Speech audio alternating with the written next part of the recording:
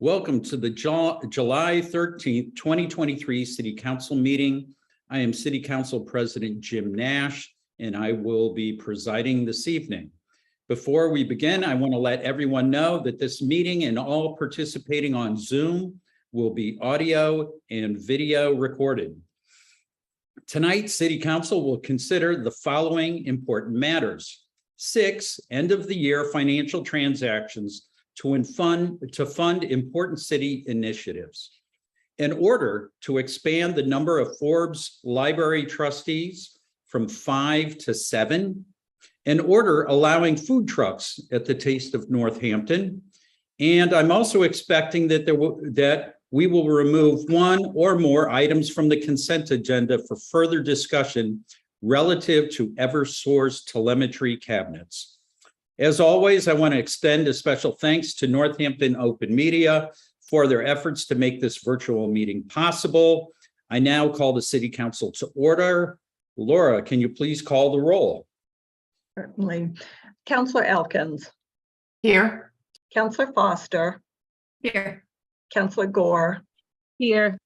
Councillor Jarrett. Here. Councillor Labarge. Here. Councillor Maori has let us know she won't be present tonight. Councillor Moulton. Here.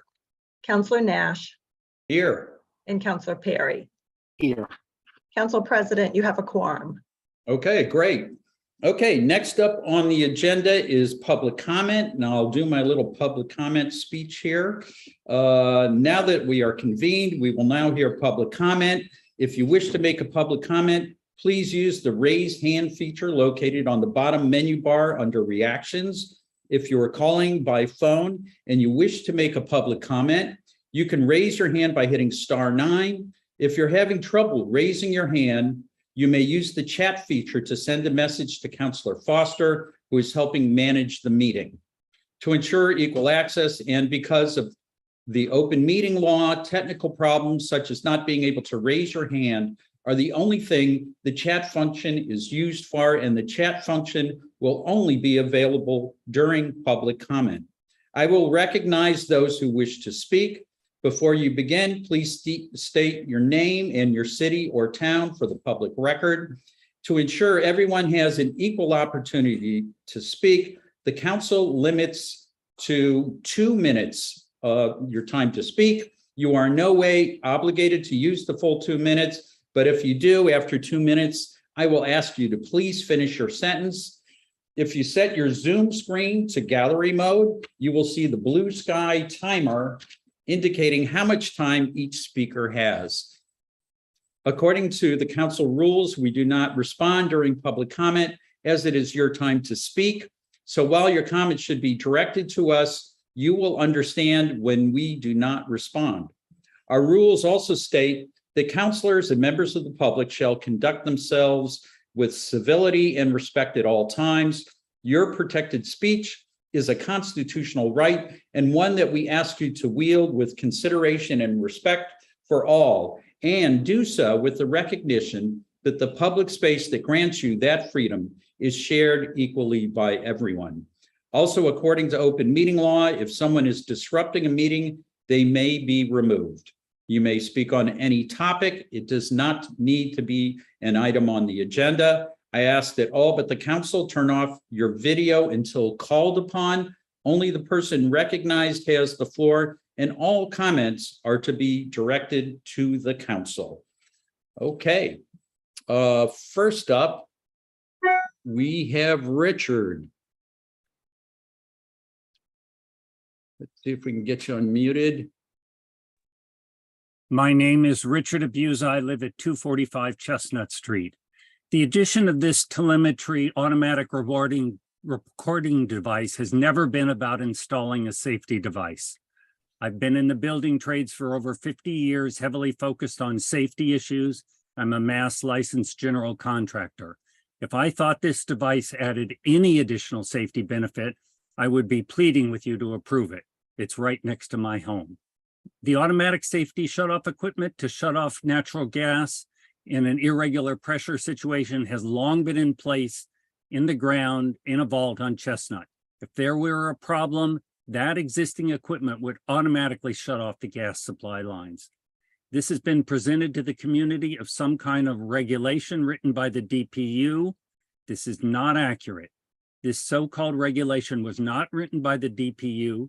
It's part of a plan written by Eversource showing a commitment of money and resources to implement what they called a best practices plan.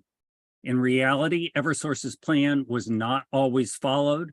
There is no telemetry happening at regulators on South Street by the Academy of Music.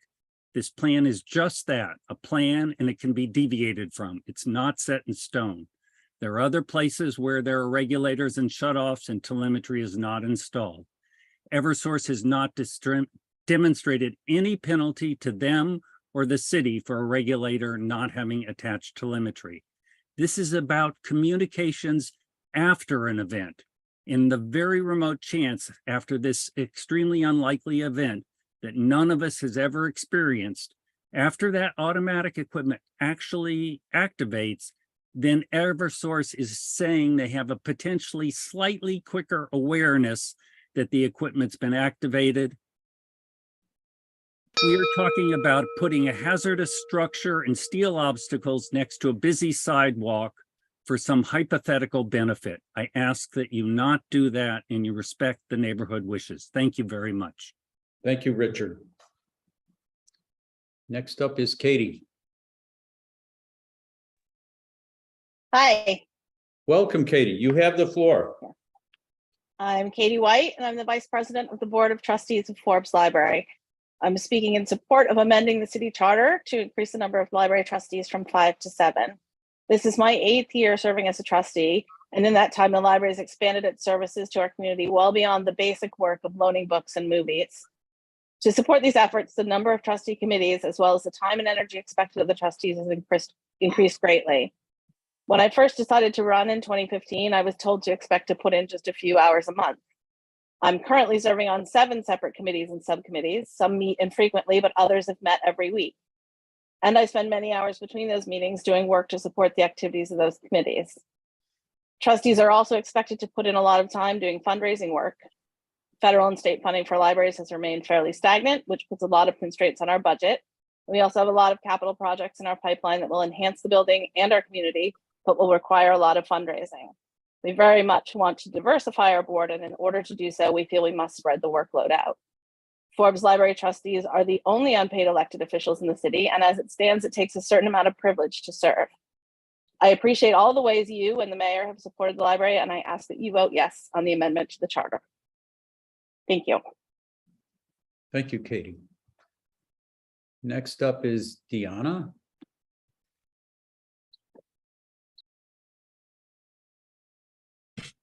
Hi, my name is Deanna O'Connor, and I live at 256 Chestnut Street, which is across the street from the proposed location of the Eversource telemetry box.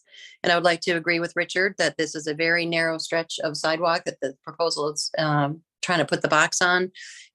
Even with the box and the bollards that are required to protect it, I think it'll impede on the sidewalk, and it's already a very narrow stretch, which we've seen a few counselors come out and validate with us. In the wintertime, I think that'll be even worse with the snow removal, because we do help with that, even though it's across the street. So I'm hoping that the council will vote no on the placement of the Chestnut Street box and instead focus our efforts on getting the entire city up to the intermediate pressure, which will eliminate the need for all of that extra hardware in our neighborhood. Thank you. Thank you. All right, next up is Elizabeth.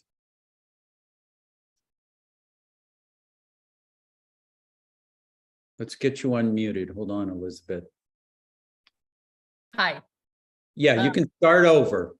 Elizabeth Roplica, 406 North Farms Road. I'm calling in to urge your support of an agenda item. It's 10C. It's a little bit far down on your agenda, and it's a little obscure. It's to approve an amendment of a conservation restriction.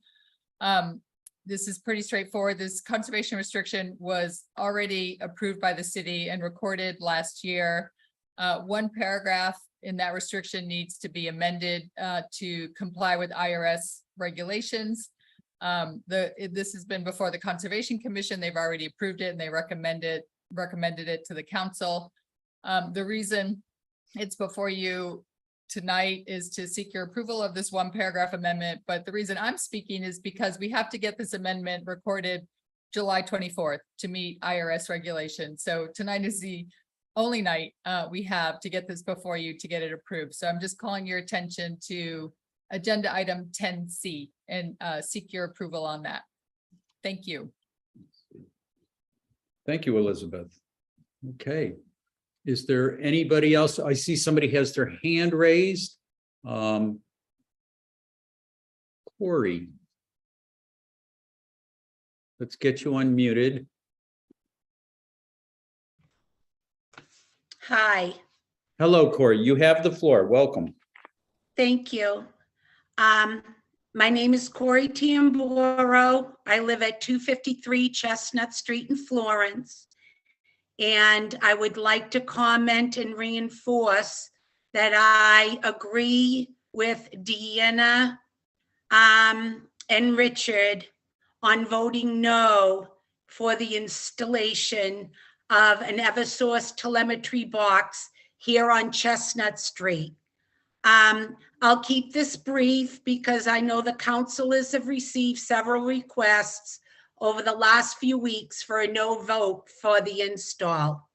My hope is simple, that the councilors have carefully reviewed the documents and come to the conclusion another piece of apparatus in this small compact space just doesn't make sense. Not only is the area compact, we have 2 disabled folks in the immediate area who use wheelchairs that at times already have trouble navigating this area. The area gets even smaller in the winter with the snow. It is a heavily trafficked area with bicyclists, baby carriages, dog walkers, and joggers. You name it, we get it on Chestnut Street. We are a connection between the busy Bridge Road and the bike path, as well as Florence Center. Chestnut is a beautiful residential street, and it would be a shame to see this landscape change. I'll stop here because I think you all have the picture. It's all right there in the documents, but I do implore you to vote no on the install. It's just not logical. Thank you, councilors, for your time, and I respect your diligence and commitment in managing our community. Thank you, Corey. Okay, is there anybody else who would like to speak? I am looking through the galleries here, and I'm not seeing other hands raised. Okay. Let's see what's next on the agenda. We have no public hearings, and we'll get to announcements. All right, nobody, public comment is now complete. All right, now we are up to announcements from councilors and the mayor.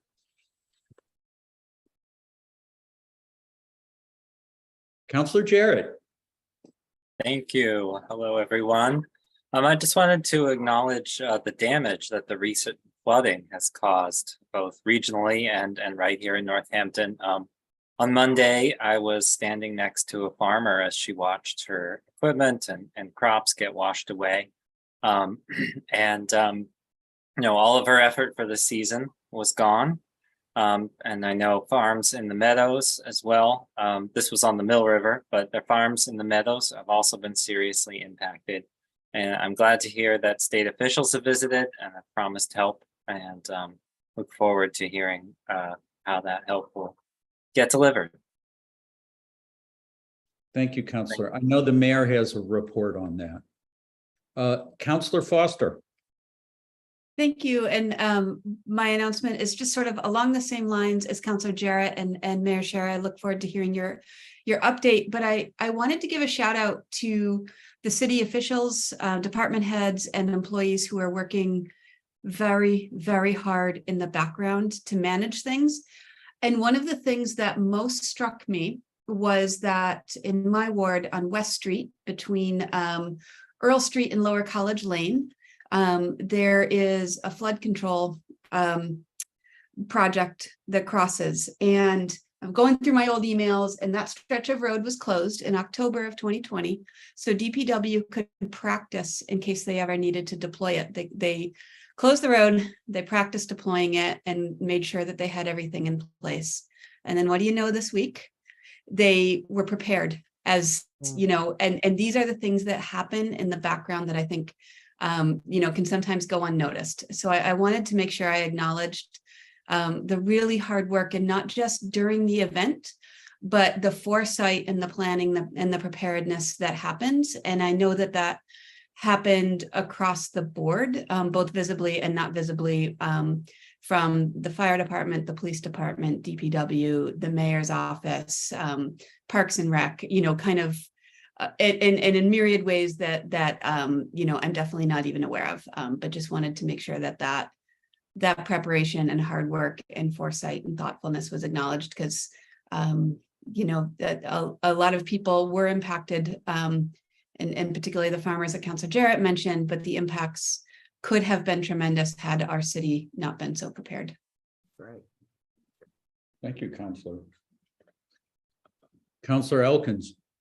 Yes, and I try not to repeat things others have said, but I really feel like it must be commented on. Well, I have two things that I would say. The councilors were invited, and I was able to go to tour some of the damage on Wednesday with state officials and other folks who came to sort of assess things at the Grow Food Northampton. I want to shout out to Alyssa Klein, who helped organize that, and Lindsay Sabadosa and Joe Comerford's offices were also involved in facilitating, particularly Joe Comerford's office, that tour. But I just have to say, it was just really compelling. I grew up in Houston, which of course has been prone and had some incredibly and epic floods and experiences like that. And it was heartbreaking to see the to have that sort of revisited, but then also what was really compelling and what we heard from the farmers who spoke was, it wasn't, you know, oftentimes the flooding like this happens in the spring, and it happens during a time of season where they're better able to cope with it. But there was one farmer in particular who just really, you know, put a pin in it when he said he was describing what it was like to see his whole, he farms eggplants, his eggplant crop, and how hard they had worked to get in the ground and to see it go up, and at the very height of its growing season. And he said it was like I'd been stabbed. And it, you know, we've been watching regionally what's happening in Vermont and in New York. But the fact of the matter is our community, and then up and down the Connecticut River Valley, really had a significant loss and a significant event. And it was a little quiet in contrast, and fairly so, to, you know, what they were experiencing up in Vermont and things like that. But, you know, please, you know, look for opportunities to volunteer and help with cleanup. There's a real need. And then I just also want to add to that, which also sort of brings home this point, is that Councilor Jarrett and I were able to testify in hearings on a couple of bills that are in committee, or being in consideration with committees in Boston, and specifically legislation to expand the pilot project for fossil fuel free construction, that we did a home rule petition to be able to join that project, and also passage of that home rule petition. So I wanted to thank Councilor Jarrett. I wanted to thank Adele Frank for pulling Councilor Jarrett and I in to testify for that. I'm hopeful that Northampton will get a chance to act on that home rule petition that this council unanimously passed. to join in the pilot project and move forward our climate sustainability and resilience goals. So. Thank you, Counselor. Counselor Perry. Oh, do we have to unmute you? Yeah, unfortunately, I got dropped. I had some. Oh.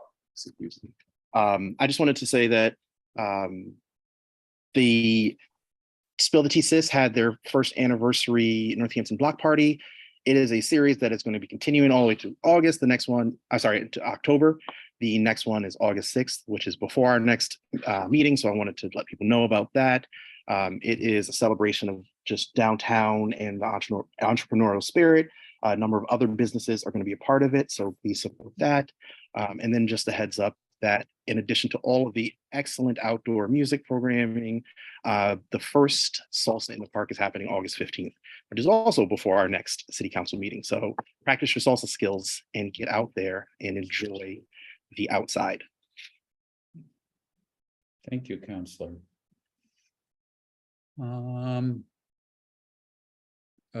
Counselor Labarge.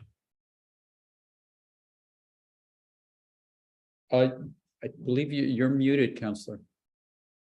Thank you.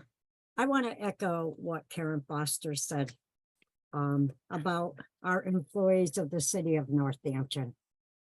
They have worked tirelessly.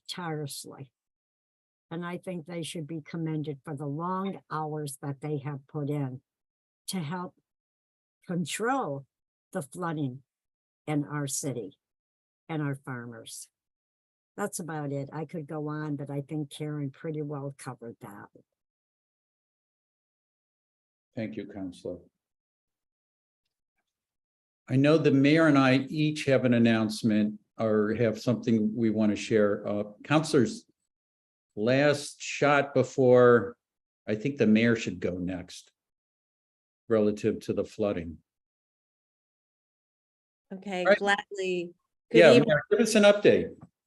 Thank you. Good evening, counselors.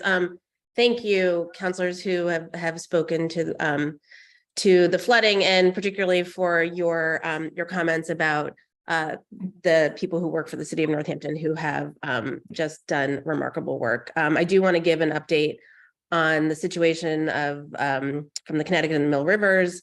This has been an incredibly hard week for so many. And I too really want to thank all of the city departments, many of whom were and some still are working around the clock to monitor situations and keep people safe and protect as much as possible, especially in fire rescue, police department, dispatch, parks and rec, health and human services, and all divisions of the DPW. DPW has truly been working around the clock since Monday. So yesterday I had the opportunity to join Governor Healy and state officials in Williamsburg as they visited areas in Western Massachusetts. I'm really grateful for the governor's visit and her attention to the gravity of the situation for Northampton and our neighbors in the Pioneer Valley and in the Berkshires. Here, the Connecticut River and Mill River both caused flooding in various locations around the city. The Mill rises and falls very rapidly as a river, while the Connecticut is slower to rise and is slower to fall. As at its crest, the Connecticut River was just below 117 feet. At 115 feet, Route 5 by Island Road floods, and the DPW coordinated with MassDOT to close that road, which has since reopened as the river level has now fallen. The river is currently at 112 feet and is expected to hold there relatively flat for an extended period. For context, it's normally at 103 to 104 feet. The Mill River caused flooding in sections of Florence, requiring closures of the Pine Street Bridge, Meadow Street, Florence Road, and Spring Street. The Mill River also triggered the requirement that Councilor Foster was talking about, that we erect the stop log vertical uprights on West Street.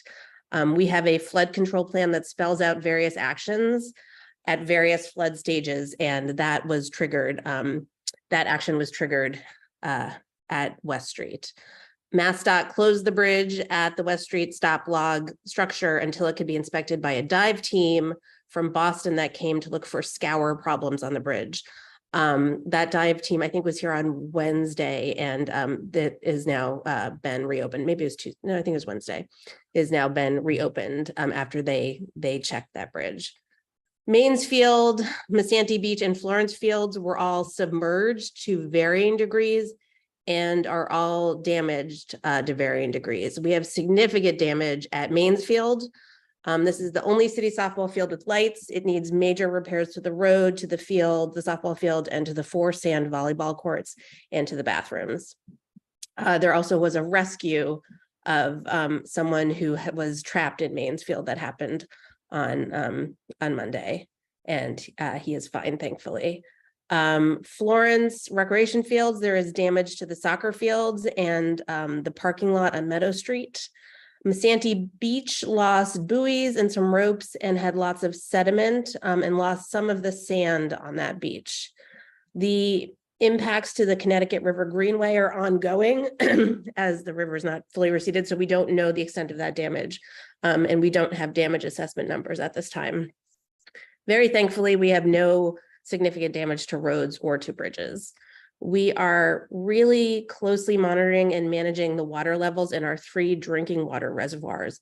All 3 reservoirs are over full at this point. We are monitoring them really closely, particularly since we have incoming rain over the next several days, which may require us to take further actions at the levees and elsewhere around the city.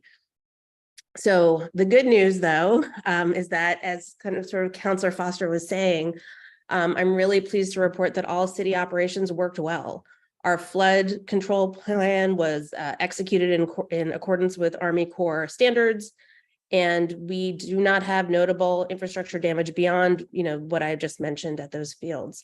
Again, that's great thanks to the many who've been working around the clock for the city. So I join you all in thanking everyone for their really remarkable work. Moving on to the farms, as has been talked about, I also really want to express my heartfelt sympathy to the farmers in our community who have terribly been affected and who have suffered severe damage.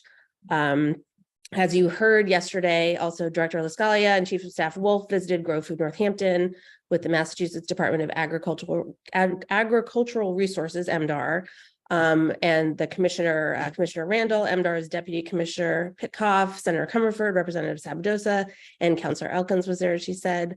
And they were there with other local farmers to see damage there at Grow Food and also discuss area damage to other farms. As you've heard, we have some farms that are estimating they will have a total loss of their crops for this season and some for next as well. And it's incredibly painful, as Councillor Elkins was saying, as many crops were really just on the verge of harvest. So this has been really devastating for our farms. So our main focus must be to support our local farmers and help them recover. My office is actively collaborating with the governor's office, Senator Comerford, Representative Sabadosa, to explore ways to access state assistance. Our goal is to provide whatever resources we can in aid to those who have been affected. I've really been amazed by the resilience and the optimism displayed by the farmers. Despite this horrible loss and the challenges they face, they remain hopeful, and that's truly very inspiring. But as a community, we all need to come together and support them and stand by their side as they rebuild. So we will continue to provide updates on our progress in accessing state assistance, and anyone needing assistance should please stay connected with my office for any of the latest information on that. Lastly, I want to talk about river safety right now. I know that the weather is still very hot and humid. I must caution everyone, and I really need anyone listening to hear this, that water levels are still dangerously high in the rivers. In addition to swift currents and debris in the river, bacteria levels are typically elevated during and shortly after any kind of wet weather incident. But with this kind of flooding, that's a huge risk. I urge everyone to not swim in any of Northampton's rivers in the wake of this flooding, please. Masanti Beach is currently closed because E. coli testing exceeds tolerance, and also due to the damage that I just described. We hope we can open it as soon as testing demonstrates that it's safe and the damage can be repaired. I know how tempting it is to cool off in the water, but please everyone, it is not safe to use the rivers or Masanti Beach at this time. So I'm really urge everyone to stay on land and stay safe. So that is my update. Thank you all, everyone, for all of your help this week as well. Thank you, Mayor. Councilors, any questions for the mayor?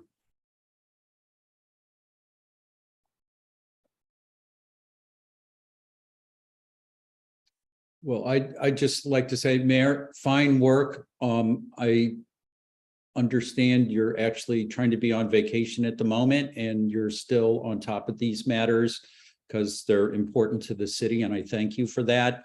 And yeah, and I thank all of the city departments still responding to things like stuff being planted here and there, and all of the other work while all of this stuff is going on. It's really remarkable.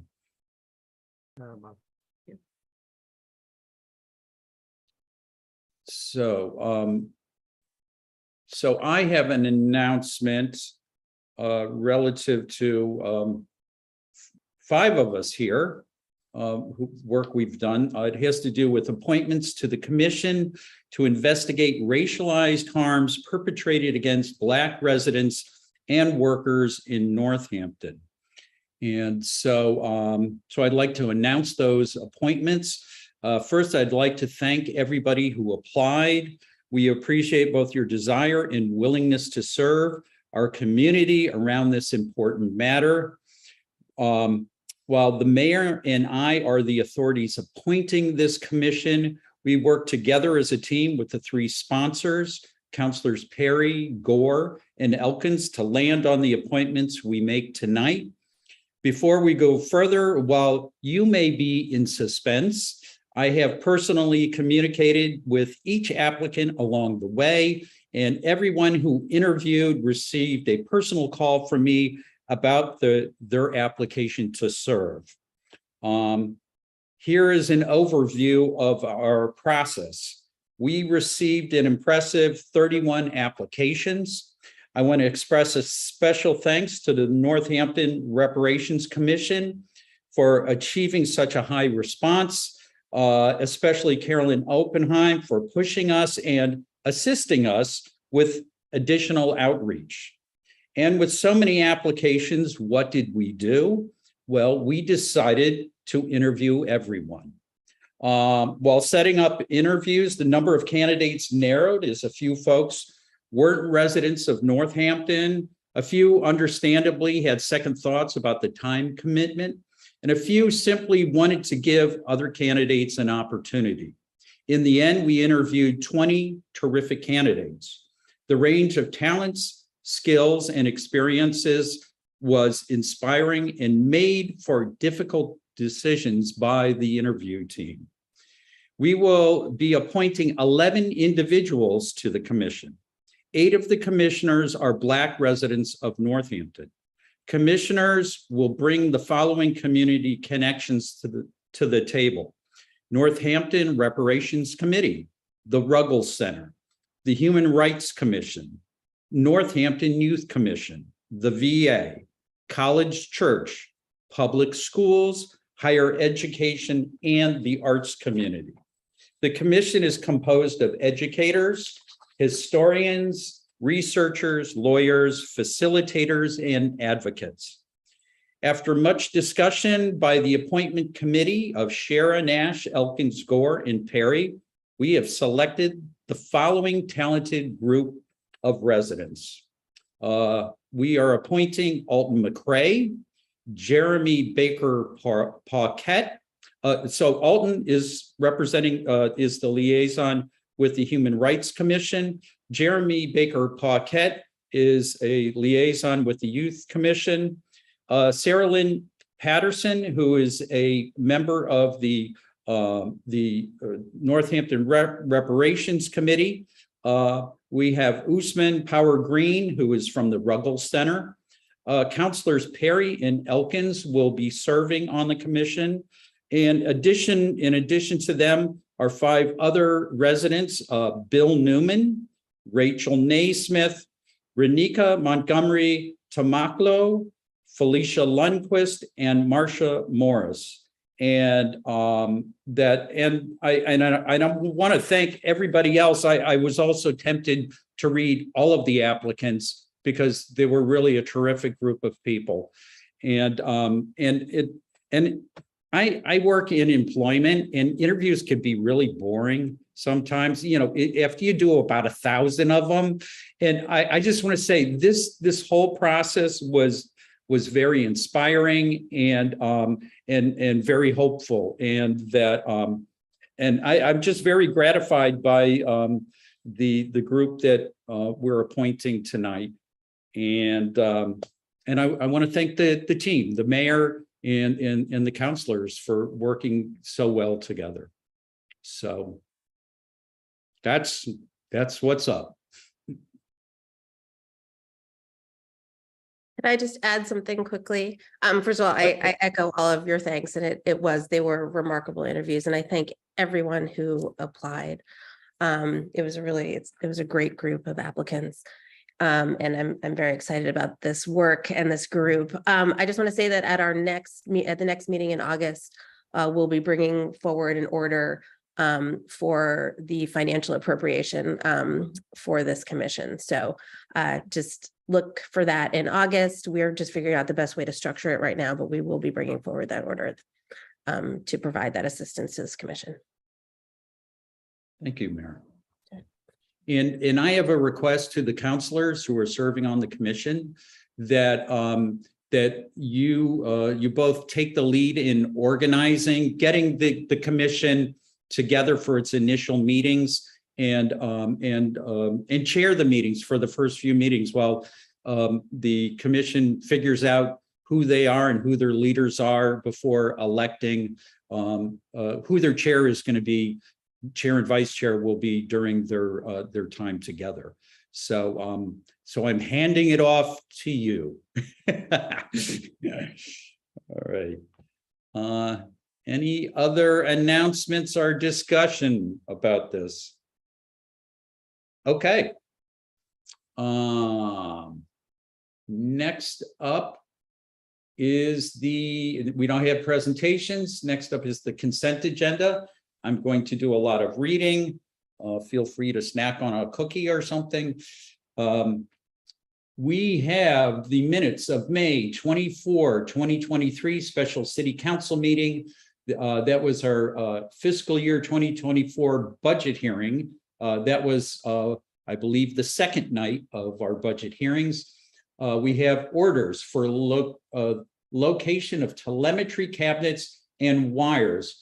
We have one relative to Jackson Street, one relative to Chestnut Street, and another having to do with Hinckley Street.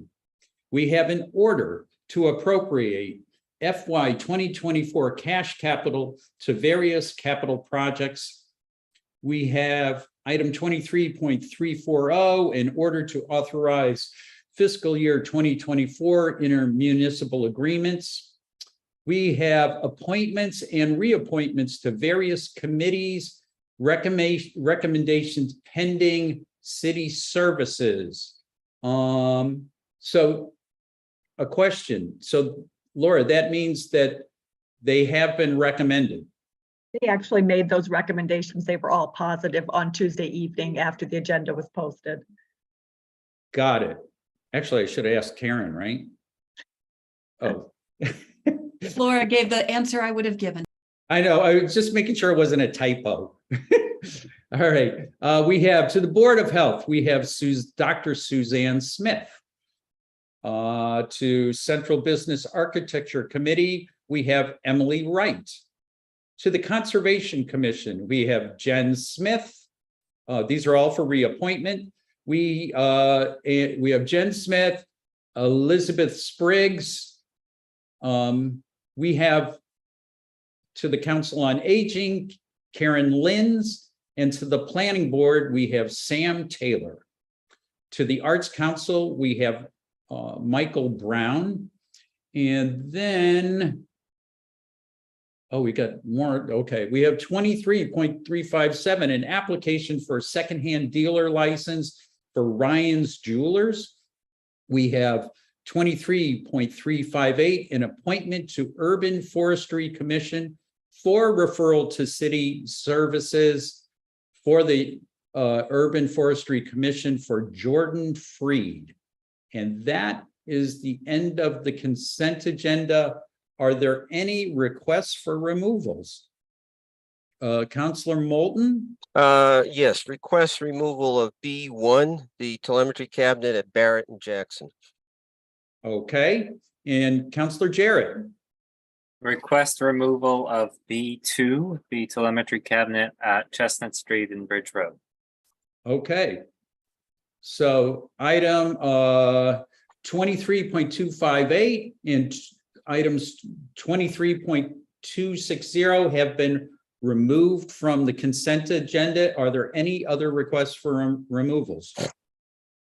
Okay, hearing none, I'll entertain a motion to approve the consent agenda, less those two items. So moved. Second. Motion made by Counselor Moulton, and I think it was seconded by Counselor Elkins. Okay, there's no discussion on the consent agenda. Laura, roll call, please. Counselor Elkins, Yes. Counselor Foster, Yes. Counselor Gore, Yes. Counselor Jarrett, Yes. Counselor Labarge, Yes. Counselor Moulton, Yes. Counselor Nash, Yes. and Counselor Perry. Yes. Okay, the consent agenda has been approved, less those two items. And I think we should take them in the order that they appear on the consent agenda, now that they're removed. So we have item 23.258, Eversource petition to install telemetry cabinet on Barrett Street at Jackson Street. And Counselor Moulton, you requested this removal. Would you like to speak to this?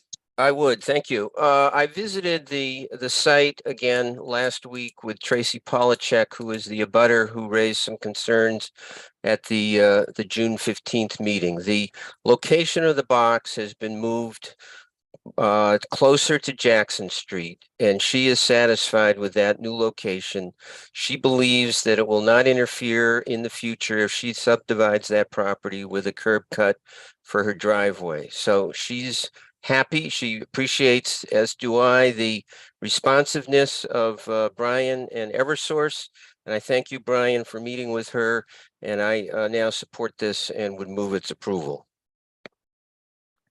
Okay. I second that. Okay.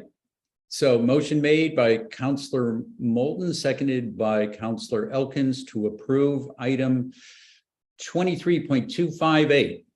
Any further discussion? Okay, Laura, roll call. Counselor Foster, Yes. Counselor Gore, Yes. Counselor Jarrett, Yes. Counselor Labarge, Yes. Counselor Moulton, Yes. Counselor Nash, Yes. Counselor Perry, Yes. and Counselor Elkins. Yes. Okay, item 23.258, Eversource petition to install telemetry cabinet on Barrett Street at Jackson Street has been approved. Next item to address here is item 23.260, Eversource petition to install telemetry cabinet on Chestnut Street at Bridge Road. Counselor Jarrett, you requested this removal, and what do you have? What are you thinking? Yes, thank you. Since we last met, I met with Brian from Eversource along with a number of neighbors on Chestnut Street. I also spoke with an engineer, lead engineer at Eversource, spoke extensively also with the DPW director, and have been corresponding with Lindsay Savadosa, getting information about from the Department of Public Utilities, who mandated this. So I'll just speak, I think we're aware that the cabinets provide information about gas pressure and that there's a regulator station which already exists that will shut off the gas in the event of an overpressure event. This particular regulator station serves approximately 805 customers. And that the purpose of the telemetry cabinets is to serve reliability, but from what I have gathered from Eversource and others, it's also there is a safety component in that the more information that Eversource has about the state of the pressures, that can help them in handling an event sooner that could affect multiple areas. The Department of Public Utilities approved as Eversource's plan. I don't believe Eversource would seek to install and spend more money than they need to achieve a plan that is considered reliable and safe by the Department of Public Utilities. As we know, the DPU requires Eversource to install these cabinets by the end of 2023. And that if the telemetry cabinets are located further away from the regulator stations, they have less accurate readings. So one alternative site for this cabinet is we've probably I am speaking so much about this because there are many residents who are in opposition to this being located, and there wasn't a site in the general area that they were comfortable with. So the one alternative site could be across Bridge Road. That site is not ideal for the city. It would create crossing utilities. It would cause disruption for the public during the trenching that would need to happen across Bridge Road, because there needs to be pipes that go between the regulator station on Chestnut and wherever the telemetry cabinet is located. So there's also a paving moratorium on Bridge Road since it was recently paved. So that would require Eversource to do a complete restoration, which could add to the time. It would also certainly add to the expense, though Eversource's bottom line is not my priority in making this decision.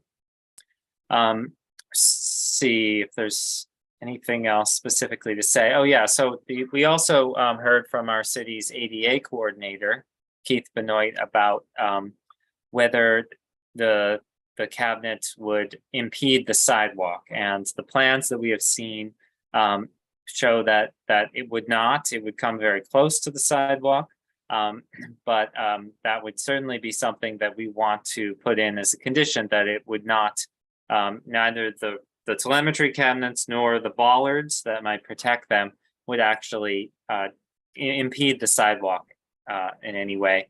And additionally, Brian from Eversource has committed, regardless, to redoing the sidewalk around the regulator station to bring it into ADA compliance. It is currently not. So, I completely understand the desire to not have this cabinet added to an already crowded streetscape, but it is my job to balance many competing needs. And so given the options before us, I think the current proposed location is the best choice, and I would ask for those conditions to be imposed to require the sidewalk to be brought into ADA compliance and no intrusion onto the sidewalk. Thank you, Councilor. Councilor Labarge. Yes, I did 2 site visits there. Looking at it, well, the second site visit, I went with our council clerk. I had great concerns when I arrived and met a couple of the residents there, was the regulator station. And I knew right then and there it was not ADA compliance. And I had Laura send a picture to our ADA coordinator, Keith Benoit, and definitely Brian had stated that they were going to go ahead and smooth it down to make it ADA acceptable.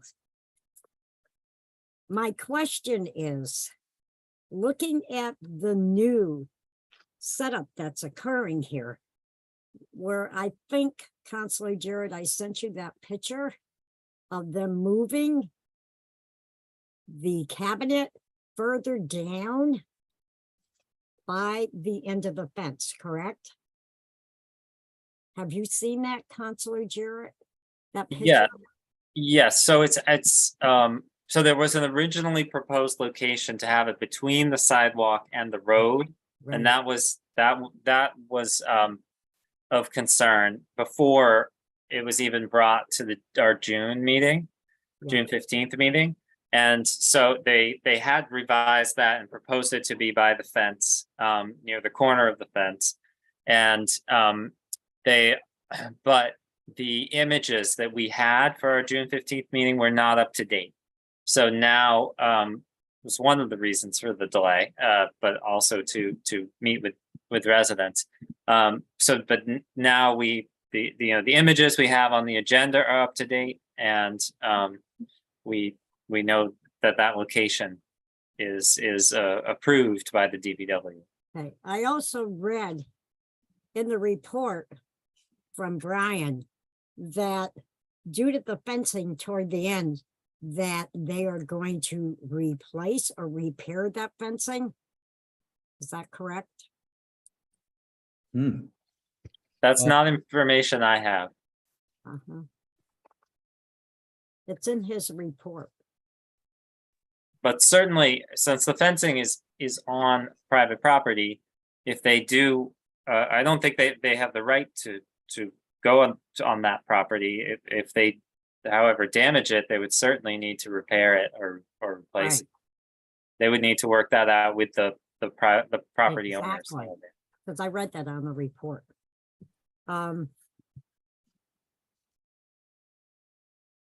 I have great concerns about, and I understand what's being said here about 805 people. Is that what I heard? 805, it serves 805 residents, these cabinets? Customers. So that's households. I'm also concerned that just talking with some of the residents in regards to, I know for a fact, I mean, we're hearing from the emails that we've gotten.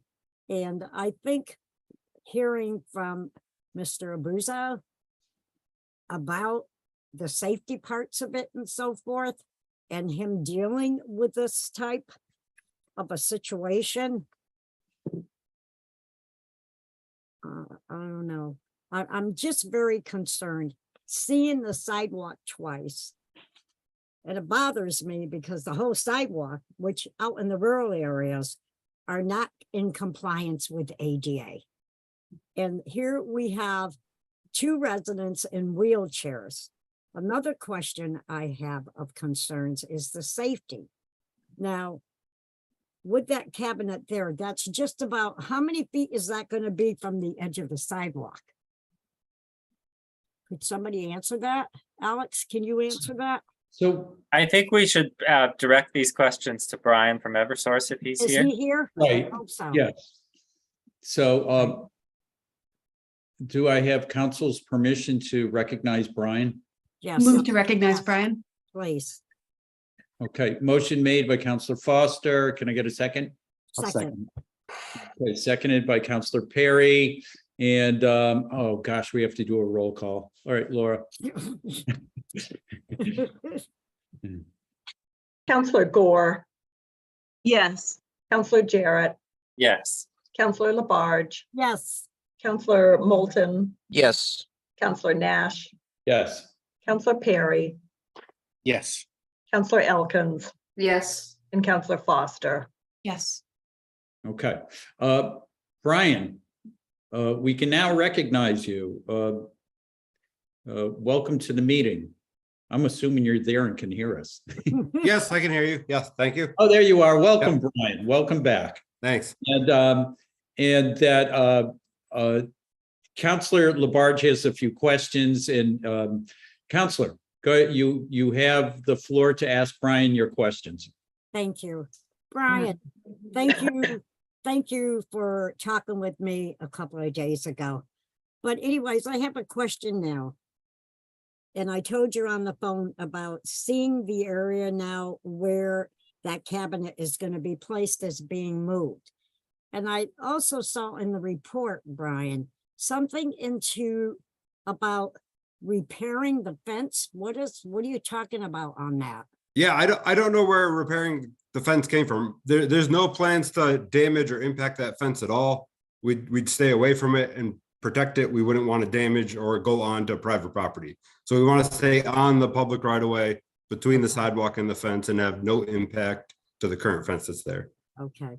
Now, how close to the sidewalk is that cabinet going to be placed, Brian? Yeah, so I sent a couple of drawings over to Laura, I know, earlier this week. So I kind of gave like two options of worst case if we had to go the kind of the farthest away from the fence closest to the sidewalk. And it's roughly, the bollard would be about an inch away from the sidewalk and the cabinet would be 5 inches. If we had but the plan is to move that kind of as close as we can to the fence line and keep the bollards nice and tight to the existing, to the proposed cabinet. So the cabinet would be 9 inches off the sidewalk. And I think I had the bollards being 5 inches off the edge of the existing sidewalk. Okay. And I'm very happy to hear from you when I talked with you about my concerns about the regulator station of not being ADA compliance, which I knew right off the bat when I went there. So thank you for that.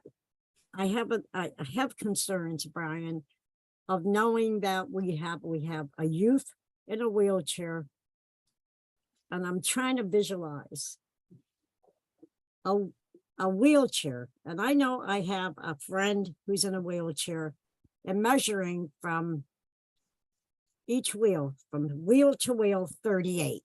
Okay. Is that enough room for a wheelchair from 38 to 38? Say one side until the other side, 38. Yeah, I mean, we're just following the ADA compliant or the existing sidewalk, what it is now. So that's kind of what we've been following. So I don't know what else to say there. Okay.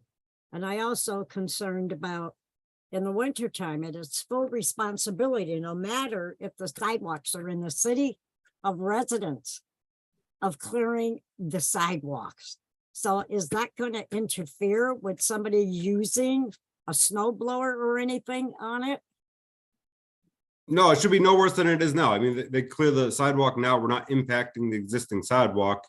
You just lose that kind of 2-foot path to put snow into now. Wherever that cabinet is, you wouldn't be able to displace snow there. You'd have to move it around it, I guess. In other words, the resident would have to move the snow around? Well, I'm just saying, like the physical spot where the cabinet is, you can't pile snow on top of it anymore if there's a cabinet there. That's all I'm trying to say. Okay. Thank you, Brian. Yep. Okay, Laura, can you pull up the plan or this? We have a number of plans relative to the placement of this cabinet, so we can just get You're not talking about the drawing that Mr. Mecca-Riello had sent. You're talking about the project plans for? First of all, we have an updated proposed photo of where it was going to go. The initial one had it at council last month, had it in the wrong location. So if you can pull that up. And I also saw Councilor Moulton's hand go up as well. Okay, I'm pulling that up now, the street view.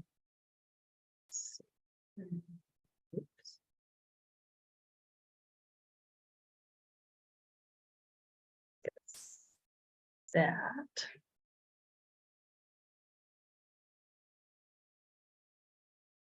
So it would be going in on the right-hand side there between the sidewalk and the fence. It looks like it's an area of about maybe 2.5 feet, 30 inches, something like that. Does that sound right, Brian? Yes, I think we had 34 inches. Okay. All right. All right. Thank you for pulling that up, Laura. And Brian, would you like us to show the the layout that you're proposing? You mentioned, you know, how it's like an inch off the sidewalk. Yeah, I can show that. I'll show. Flip. Let me just I'll show the whole screen is easier. Is Laura making you, oh, good, you're a co-host. All right. Yeah. So this is the email that was sent. So just kind of, hopefully you can see this showing the worst case existing fence here, the edge of the sidewalk kind of being this bottom line, the cabinet being 6 inches away from the fence, the base is 23 inches wide, the bollards of 4 1/4 inches, leaving us an inch of space. It's a little under for the 34. So that I was just kind of given the worst case, and then the plan installation would be to get that within 4 inches of the existing fence. So move it a little closer, tuck the bollard in more, still providing protection to the cabinet, but also kind of giving more room to the sidewalk. And then having that bollard be 5 inches away from the existing sidewalk, still within that 34 inches from fence to sidewalk. All right, thank you. Yep. Thank you. Okay, and if you could stop sharing the screen. Yep. I'd appreciate that. Thanks. Okay, Counselor Moulton. Yes, could we get the photo back on the screen, please?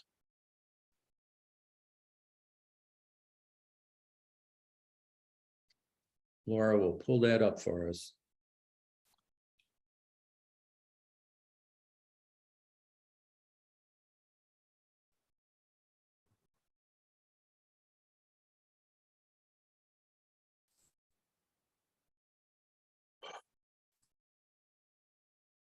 Thank you. So I too visited the site, and my concerns are really focused on the sidewalk and accessibility, as Councilor Labarge and Councilor Jarrett have both spoken to. And the existing concern is if you look to the left of the arrow that's pointing to the regulating station, there's this incline in the grade of the sidewalk already, which makes it very difficult, if not impossible, to use a wheelchair on this section of the sidewalk. And I'll point out also, this is the only sidewalk at the Bridge Road end of Chestnut. There is not a sidewalk on the other side. So we've got an out of compliance sidewalk. Now, Councilor Jarrett, you said that Eversource has agreed to make repairs to that sidewalk to bring it into compliance. Right. And Brian, can you speak to exactly what you're going to do to that section of the sidewalk near the regulating station? Yep. Okay. Yeah. So as you said, that existing vault door where it is, it's much higher than the existing sidewalk. So we'd have to cut away the sidewalk, kind of regrade back towards that driveway down to get the proper angle down to tie back into the sidewalk on that road. Actually, the other side needs it just as well. It's not as noticeable as the far side there. So both sides would get fixed, and we pretty much have to regrade from those vault doors back into the existing sidewalk on both sides. And then, of course, kind of clean up the grass to meet the grade of the new sidewalk, which will be slightly higher. And that is work that Eversource is Yes. committed to doing and will pay for, Yeah. and will be done immediately. Correct. The only thing we haven't done it so far, just in case we were to get approval to put the cabinet. I didn't want to do it twice. That's the only reason why we haven't already scheduled it to get going. All right. So the point I would make is that I support Councilor Jarrett's suggestion that there be conditions attached to this. One is the repairs to that section of the sidewalk, but the other one is the bollards. The worst case scenario, an inch away from the sidewalk, accessible for people who using wheelchairs. I don't think the worst case scenario is acceptable. So I would like to see a condition that it be the best case scenario.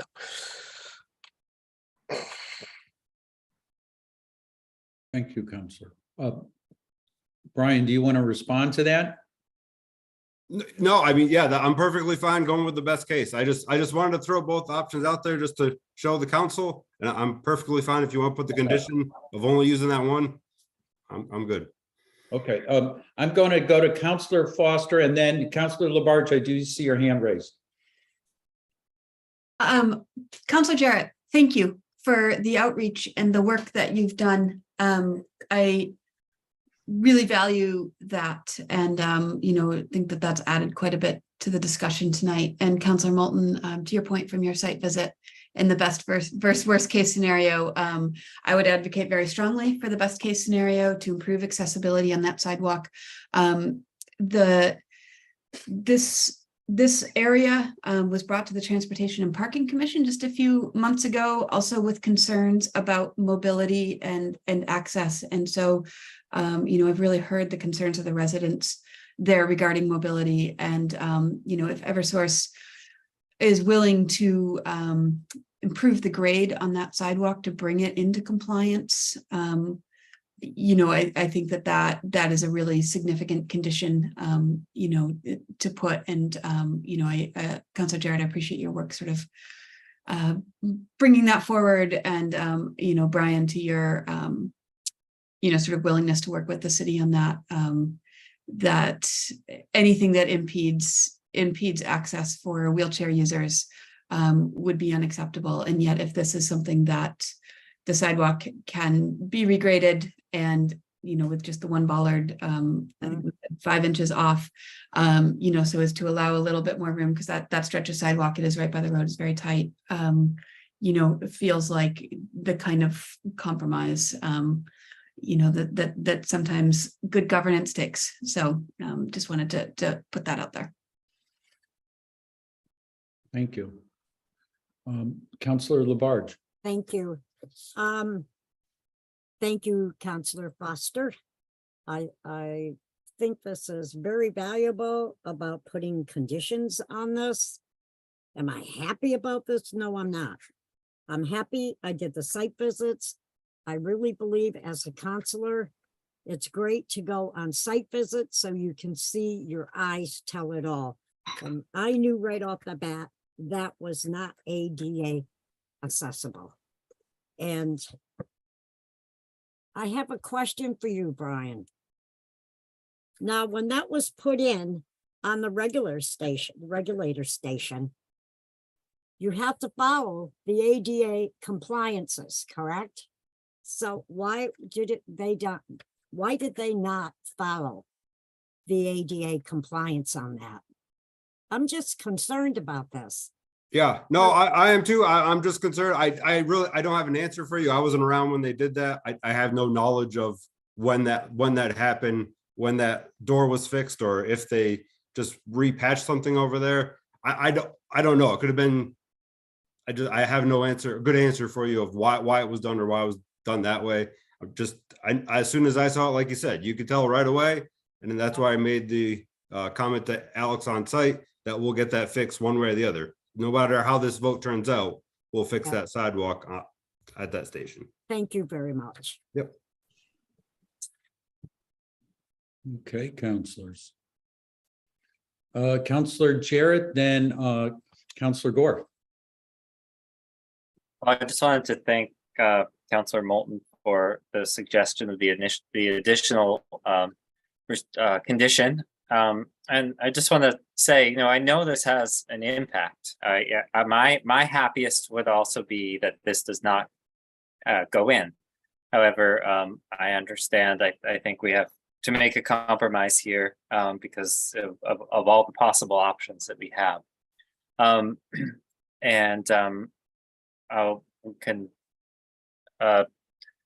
So how do we proceed, Councillor Nash, as far as adding that condition?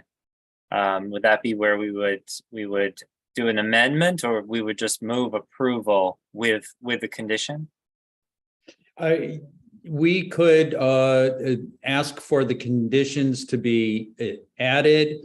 Brian can agree to them, and then Laura will keep track of them and for the application.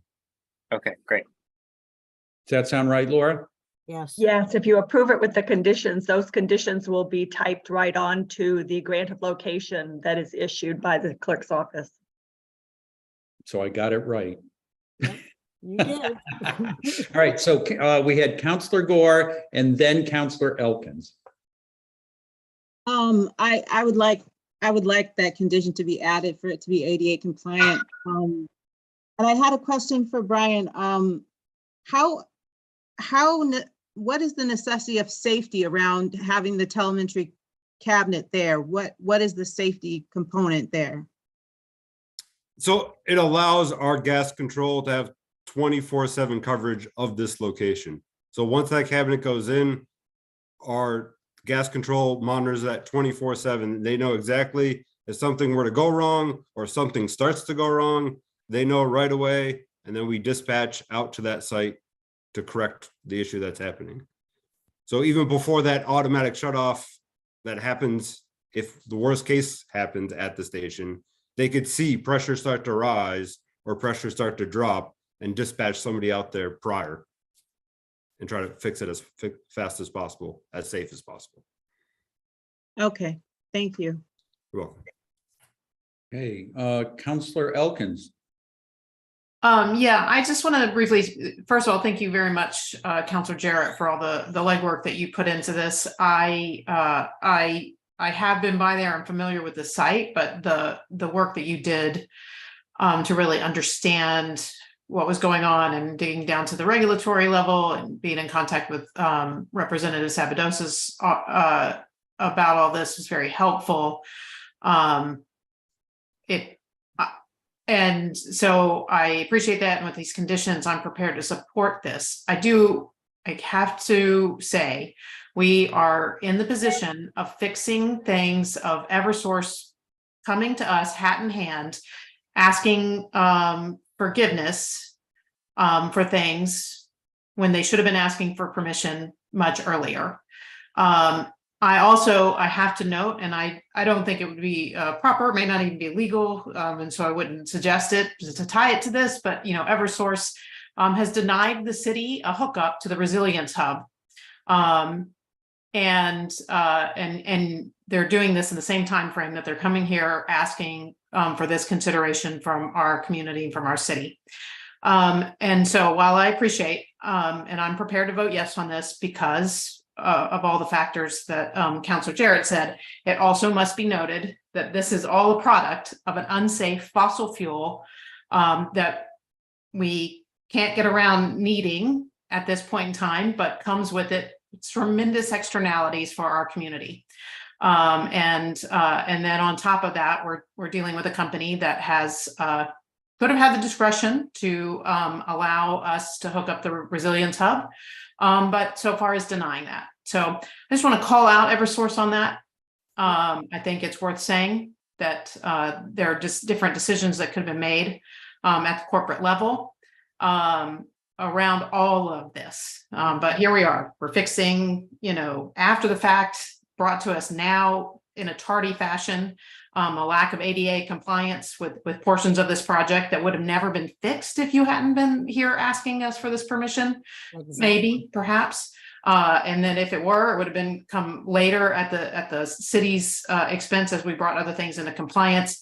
And we have, we have constituents here that are reasonably unhappy with how this process went, the order in which permission was asked, and how the project was presented to the Department of Public Works. So I don't like it. I don't either. I'm gonna vote yes for the reasons that Councilor Jarrett said and for the reasons that he reasonably put forward, but Eversource has not covered itself in glory here. Mm-hmm. Well, thank you, Counselor Elkins. Counselor Perry. First, I just want to thank Counselor Elkins for bringing up the point about Eversource and why we're here in this situation. I think it's very valid and very important to recognize that. My question comes to the difference between your low pressure delivery system and I guess the new, more modern intermediate pressure delivery system. Is it true, Brian, that this telemetry equipment is to monitor just that low pressure? I mean, it does both, but in Northampton, you pretty much have one station that feeds the intermediate pressure system that's already monitored. And then all the other stations feed from that intermediate into the low pressure system. And that's what the cabinets are doing, is monitoring those other stations that reduce down to that low pressure system. So the 60-pound one, where there's only one in Northampton, is already monitored and tied into our gas control. And is the plan to phase out this low pressure system? Yes. Yeah. The plan is to replace all the low pressure piping with this IP system, intermediate pressure. Okay. And so in the case that that happens, will these telemetry boxes be obsolete? Or more than likely, yes, they go away as we retire the stations. There may be some cases where they'll stay to monitor the overall system, but in most cases they do go away with the station going away. So when you guys update it, then you guys will remove the boxes? Yes. Correct? Yep. Okay. Thank you. The counselors. Brian, we spoke yesterday and I had a question that it dawned on me. I just wanted to make sure we didn't have another 11 coming after and then another 11 coming. This is all you expect in the coming years, is these 11 telemetry devices, correct? Yeah, these are all for the stations. Yeah, these would cover all stations in the city of Northampton. Okay. Good to know. I just got a little worried, like, hold it, National Grid keeps coming back to us for telephone poles. Okay. And okay. I just wanted to get that in the room. Counselors, any more discussion? Okay. I just want to add, Counselor Jarrett, terrific work. Really great work, from one ward counselor to another, getting out there and doing the work. And also Counselor Moulton as well, getting out and working with constituents in trying to find working with folks to see if we can come up with a solution and in doing the work. I really appreciate it. Okay, I think we're ready to vote. Okay, Counselor, I had my hand up. Oh, you did. So we're not ready to vote. Go ahead. Never mind. It's fine. No, It's if fine. you have something I'll to say add. it when I vote. Okay, all right. Counselor Jarrett. I just want to make sure we have the conditions. Laura, could you read back the conditions that we're voting? Thank you, Alex. Yeah, 1 second. Grab them. Okay, that neither the telemetry cabinet or the sidewalk would, or the bollards, I think it should say, would impede the sidewalk in any way. And that Eversource has committed to redoing the sidewalk around the regulator station to bring it into compliance. And the other condition has to do with the best case scenario, which I believe was that there were at least 5 inches between the bollard and the sidewalk, or any of the equipment in the sidewalk. I'm elaborating a little bit there. It was the best case scenario in his drawing, so I'll have to look back at the drawing to see exactly what it showed. Yeah, and I would specify ADA compliance. Okay. Okay, all right, that's sort of tied into the first one I read. I think that it doesn't impede the sidewalk in any way and that it's ADA compliant. Okay. So, sorry, Councilor Moulton, was were you thinking the 5 inch, is 5 inches the correct amount to say? I think we do have to say a specific amount from some, either from the property line or the sidewalk. That is my understanding of what Brian's drawing that he labeled best case scenario was 5 inches from the sidewalk to the bollard. Great. Okay. And Laura's got that recorded. And Yes. Brian, you're okay with that? Yes, yep. He's agreeing to those, all right, those conditions. All right. Well, we don't have a motion, I don't think. No. Counselor Perry. Yes, sorry, I'm still thinking this through. I'm uncertain how I'm going to vote for this. I'm back to thinking about the removal of these boxes, and whether or not we can have a condition that they are removed in a timely fashion. The thing that I don't want is for them to put these in and kind of, drag their feet with removing them. How does this work? Have you done this before in other areas, Brian? No, this is kind of all new, putting these boxes out there, or when we put them out, I've never retired one. They've kind of always stayed out there. But there's also, yeah. Okay, I'm just feeling that I would like to have some security, who knows if you're going to be there, and I want to trust that you will remove them, but I don't want it to be that these things are just, once they are retired, they just sit there and are just taking up space. So, I would make a motion that we add something that they have to be removed in a timely fashion once they are obsolete. I'm not certain how the other councilors feel, but that's kind of what's weighing on me right now.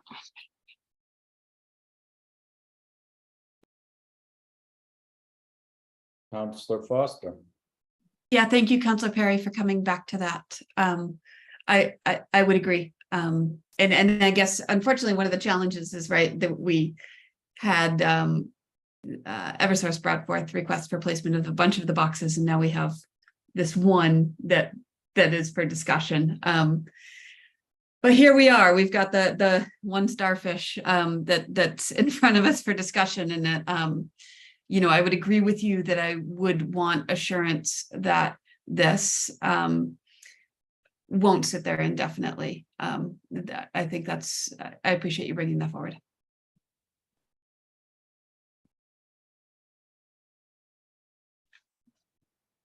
Counselor Jarrett.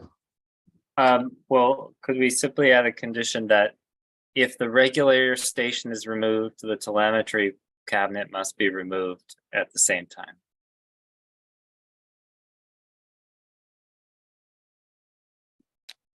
Counselor Moulton. Well, I think we could, Counselor Jarrett, and I don't mind doing that in this instance, but I would argue that it should be done in the other 10 instances that we've already approved.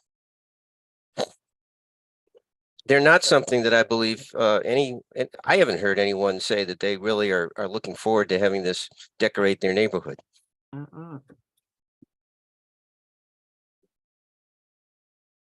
Well, I'm afraid we can't go back to redo those ones we've already done, but we definitely, I think we can add that as a condition here. And I'm willing that tomorrow Laura and I will get on the phone with DPW to discuss, this broader concern of when gas lines or regulator stations are being decommissioned, that these the boxes be removed. And I suspect Donna has the authority around that, but I can look into that tomorrow. Okay.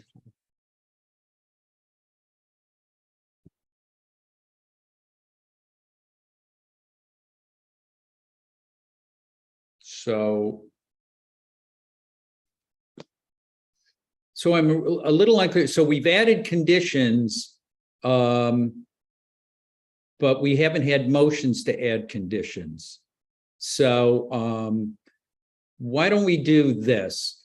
Laura, can you read off those conditions and want somebody willing to make a motion for those conditions? And then we'll do a vote on the conditions, and then we can consider doing a vote on the petition. Sure.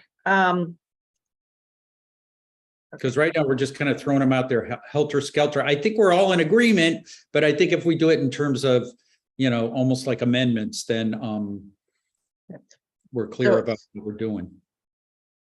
Okay, so require sidewalk to be brought into ADA compliance and that there be no intrusion on the sidewalk. So that's 2.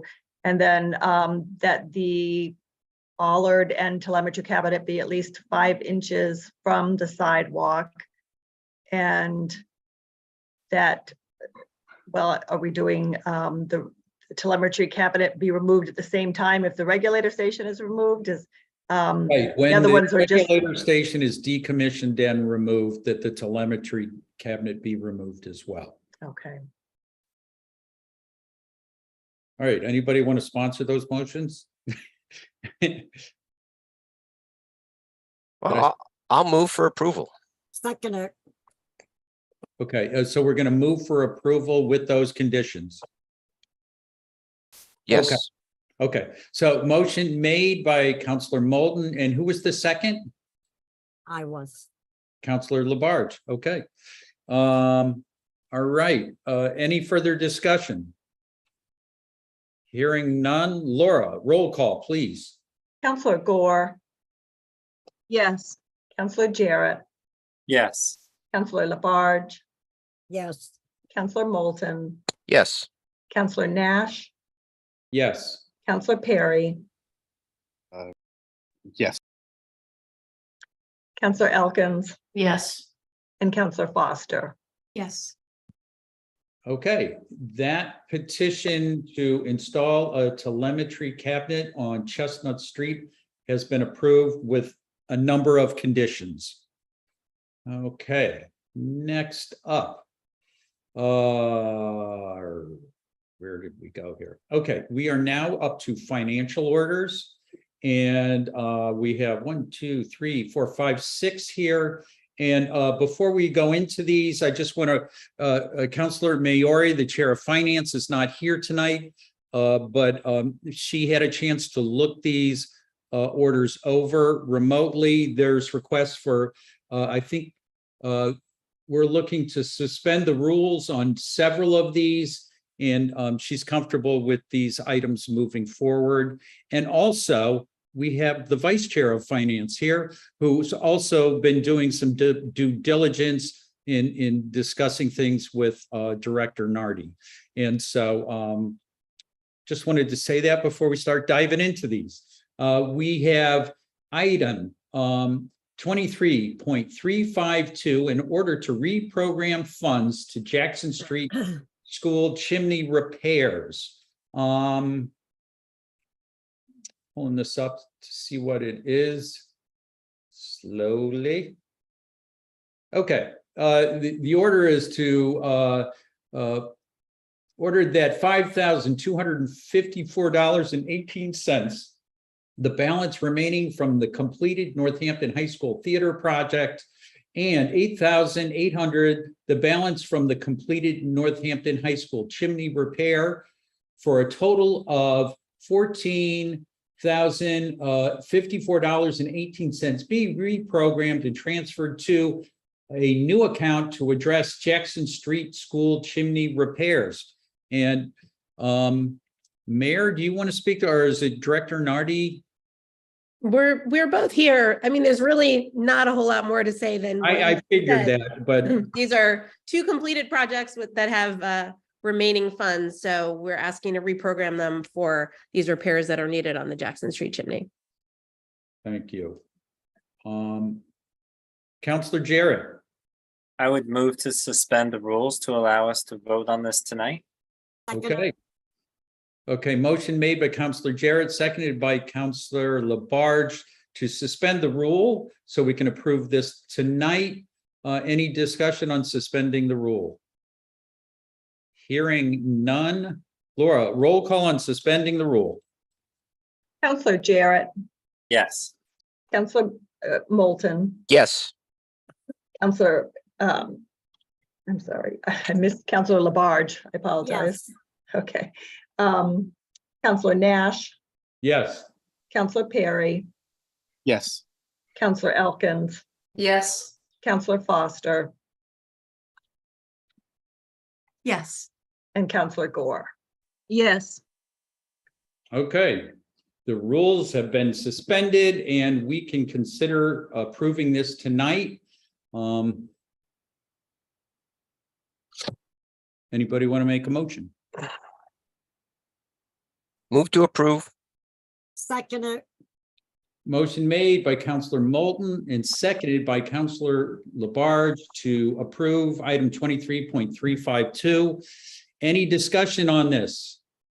Hearing none. Laura, roll call, please. Counselor Labarge, Yes. Counselor Moulton, Yes. Counselor Nash, Yes. Counselor Perry, Yes. Counselor Elkins, Yes. Counselor Foster, Yes. Counselor Gore, Yes. and Counselor Jarrett. Yes. Okay, that financial order 23.352 in order to reprogram funds for Jackson Street School chimney repair has been approved. Next up is item 23.353 in order to appropriate stabilization funds for AOM fire suppression system upgrade. And loading. Again, a very straightforward order. The sum of $196,397 be appropriated from the General Stabilization Fund to support the upgrade of the Academy of Music Fire Suppression System. And Charlene, our mayor, I don't see, is this a request for 2 readings tonight? No, I don't, no, it's not. no, it's not. Stating it. Okay. So this is a financial order that, so we're considering whether we should send it to finance or send it to the consent agenda for our next meeting, which is not until like the 3rd week of August. That's okay, Director Nardi? Okay. So, Council President, I would love an opportunity to talk about this a little bit because this Go ahead. it gives me a chance to talk about the system that's at the Academy, because I've heard a lot of misinformation that's been spread and repeated on Facebook and elsewhere about what the Academy has in terms of fire suppression, including some saying and repeating that it has no system, which is completely false. So please, to anyone listening, if you ever have a question about something or hear something that's doesn't sound quite right, please always call the mayor's office. We will be very happy to get you accurate information. So let me be extremely clear. The Academy of Music has had a functional, well-maintained sprinkler system for several decades. Exactly. The Academy of Music sprinkler system is always in operation and is inspected by a certified sprinkler contractor on an annual basis. Since that building has been sprinkled for so long, the existing sprinkler system at the Academy is legacy and therefore approved by the Massachusetts State Building Code. Nonetheless, the city has been proactively upgrading the existing system to meet newer current code standards and capabilities. The upgrades are being done in 2 phases. Phase 1 upgrades were completed in 2021. At that time, the city added a new state-of-the-art nitrogen-filled, quote, dry sprinkler pipe zone to the entire unconditioned, unheated attic, as well as adding additional wet pipe sprinkler zones to the main lobby, balcony, and the new basement restrooms that were built. The phase 2 sprinkler upgrades will be bid in the fall of 2023 and the installation completed in January or February of 2024. This phase will add sprinkler heads in the main auditorium ceiling, fed from the previously installed dry sprinkler zone in the attic. Phase 2 also includes additional wet pipe sprinkler heads to the opera boxes on either side of the building. This request is for phase 2 of upgrading the Academy sprinkler system. So this includes installing 30+ sprinkler heads in the main theater. It was originally thought the installation could be done from the attic, but it's been realized by the due diligence of central services that doing so may impact the historic beams. So it's been determined it must be done from underneath, which has a cost increase. And this increased cost is due to the staging that has to be set up in the main theater and the work that will be done on that staging, as well as an increase in material and labor that we've seen over the last year in construction costs. So the central services got a new bid, which will do the project in a way to preserve the historic beams, protect the ceiling. And additionally, it also allows the Academy to install a new a chandelier, which they will be doing at their own cost. So that is what this order is for. Thank you, Mayor. Thank you. Okay, any questions, counselors? Yes, I have one. Counselor Labarge. Yeah, Mayor, when are they planning to do this renovation and so forth? So this phase 2 part is going to be done in January, February, so early winter or midwinter.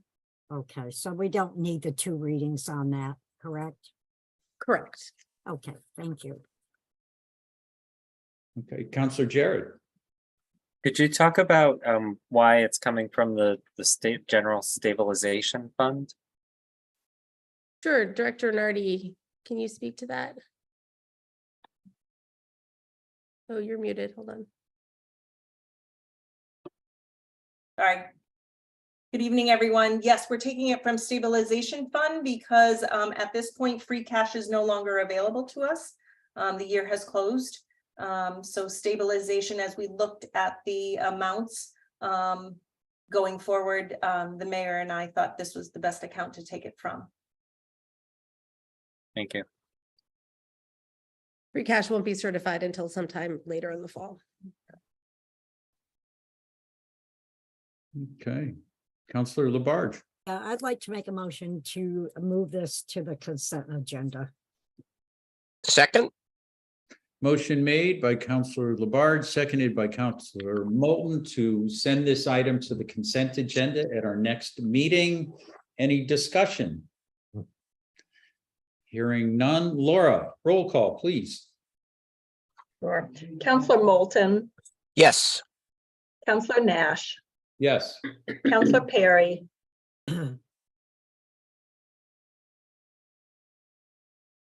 Counselor Perry?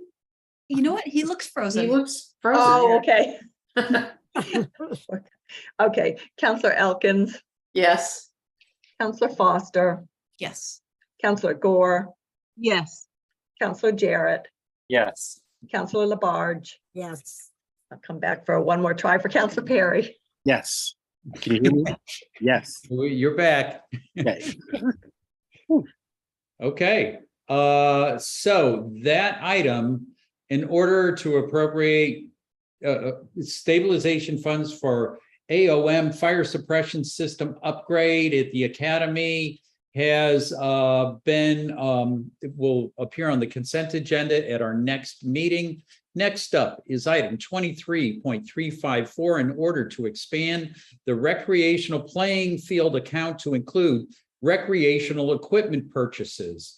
This is in first reading, but there is a request that we suspend the rules and consider approving this tonight.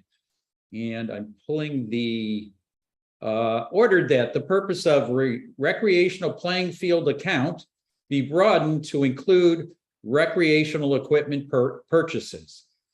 I think that's pretty straightforward. Yeah. Mayor, Director Nardi, is there anything you want to add?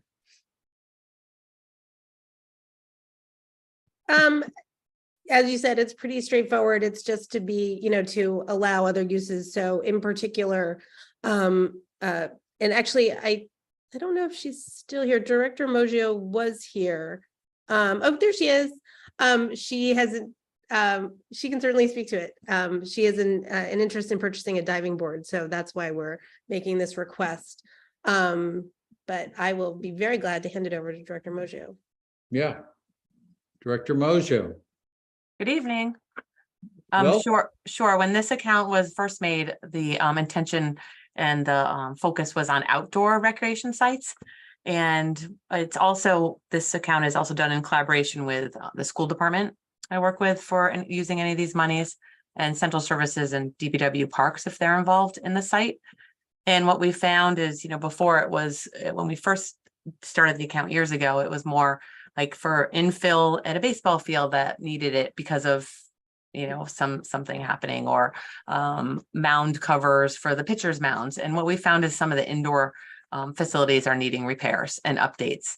And this is money that it's smaller amounts of things that have come up periodically, and we don't have to like figure out who's going to pay for it. You're paying for it. I'll pay for it. You know, so it's a fund that we share and we all agree on it. And so some of the things the mayor mentioned, like the right now is a diving board at the JFK Middle School. We wanted to use this for, and also coming up, the scoreboard in JFK has failed and broke a little bit ago. And that's another maintenance repair that we were looking to use this for. And when we looked at what the name of it was, we wanted to broaden the scope for this reason. That makes sense. Thank you. Counselors, any questions? Okay. I will, so there's a request for approval of this evening. I make a motion to suspend the rule. Second. Okay, motion made by Counselor Labarge and seconded by Counselor, I didn't know, who was it, Garrett? That was me. Counselor Perry, to suspend the rule. Any discussion on suspending the rules? Hearing none. Laura, roll call, please. Counselor Nash, Yes. Counselor Perry, Yes. Counselor Elkins, Yes. Counselor Foster, Yes. Counselor Gore, Yes. Counselor Jarrett, Yes. Counselor Labarge, Yes. and Counselor Moulton. Yes. Okay, the rule has been suspended. We can entertain approving this tonight. I will entertain a motion for approval. Make a motion to approve. Second. Motion made by Counselor Perry, and I'm gonna guess was it Counselor Foster? No, who was it? Who was the second? It sounded like. Oh, Counselor Gore. Okay, thank you. Usually the little screen that helps me out, it pops around. All right, so this is on the floor for approval. Any further discussion? Hearing none. Laura, roll call, please. Counselor Perry, Yes. Counselor Elkins, Yes. Counselor Foster, Yes. Counselor Gore, Yes. Counselor Jarrett, Yes. Counselor Labarge, Yes. Counselor Moulton, Yes. and Counselor Nash. Yes. Okay, item 23.354, in order to expand recreational playing field account to include recreational equipment purchases, has been approved. We now have another item that is looking to suspend the rules. It is item 23.355, in order to appropriate stabilization funds to support the design of pickleball courts at Ray Ellerbrook Park. This is in first reading, and the order is loading up. Be ordered that the sum of $29,150 be appropriated from the General Stabilization Fund to support the design of pickleball courts at Ray Ellerbrook Park. I think I already said that.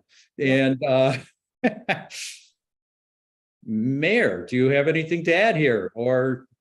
Well, this is another Director Mojo special. Okay, yeah. This is Anne Marie, exciting. we This is for rarely get design. you here, so. Yes, so, and I know, it's so exciting.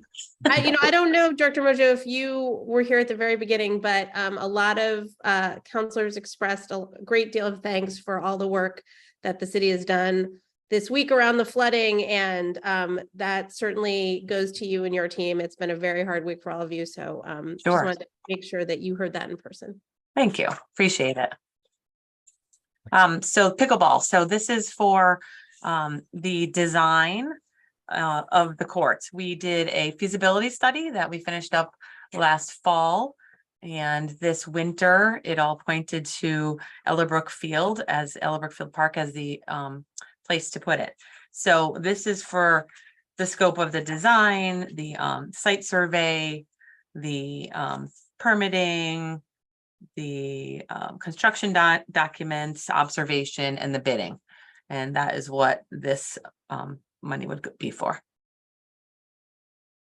Okay, Counselor Labarge, you have a question? Yeah.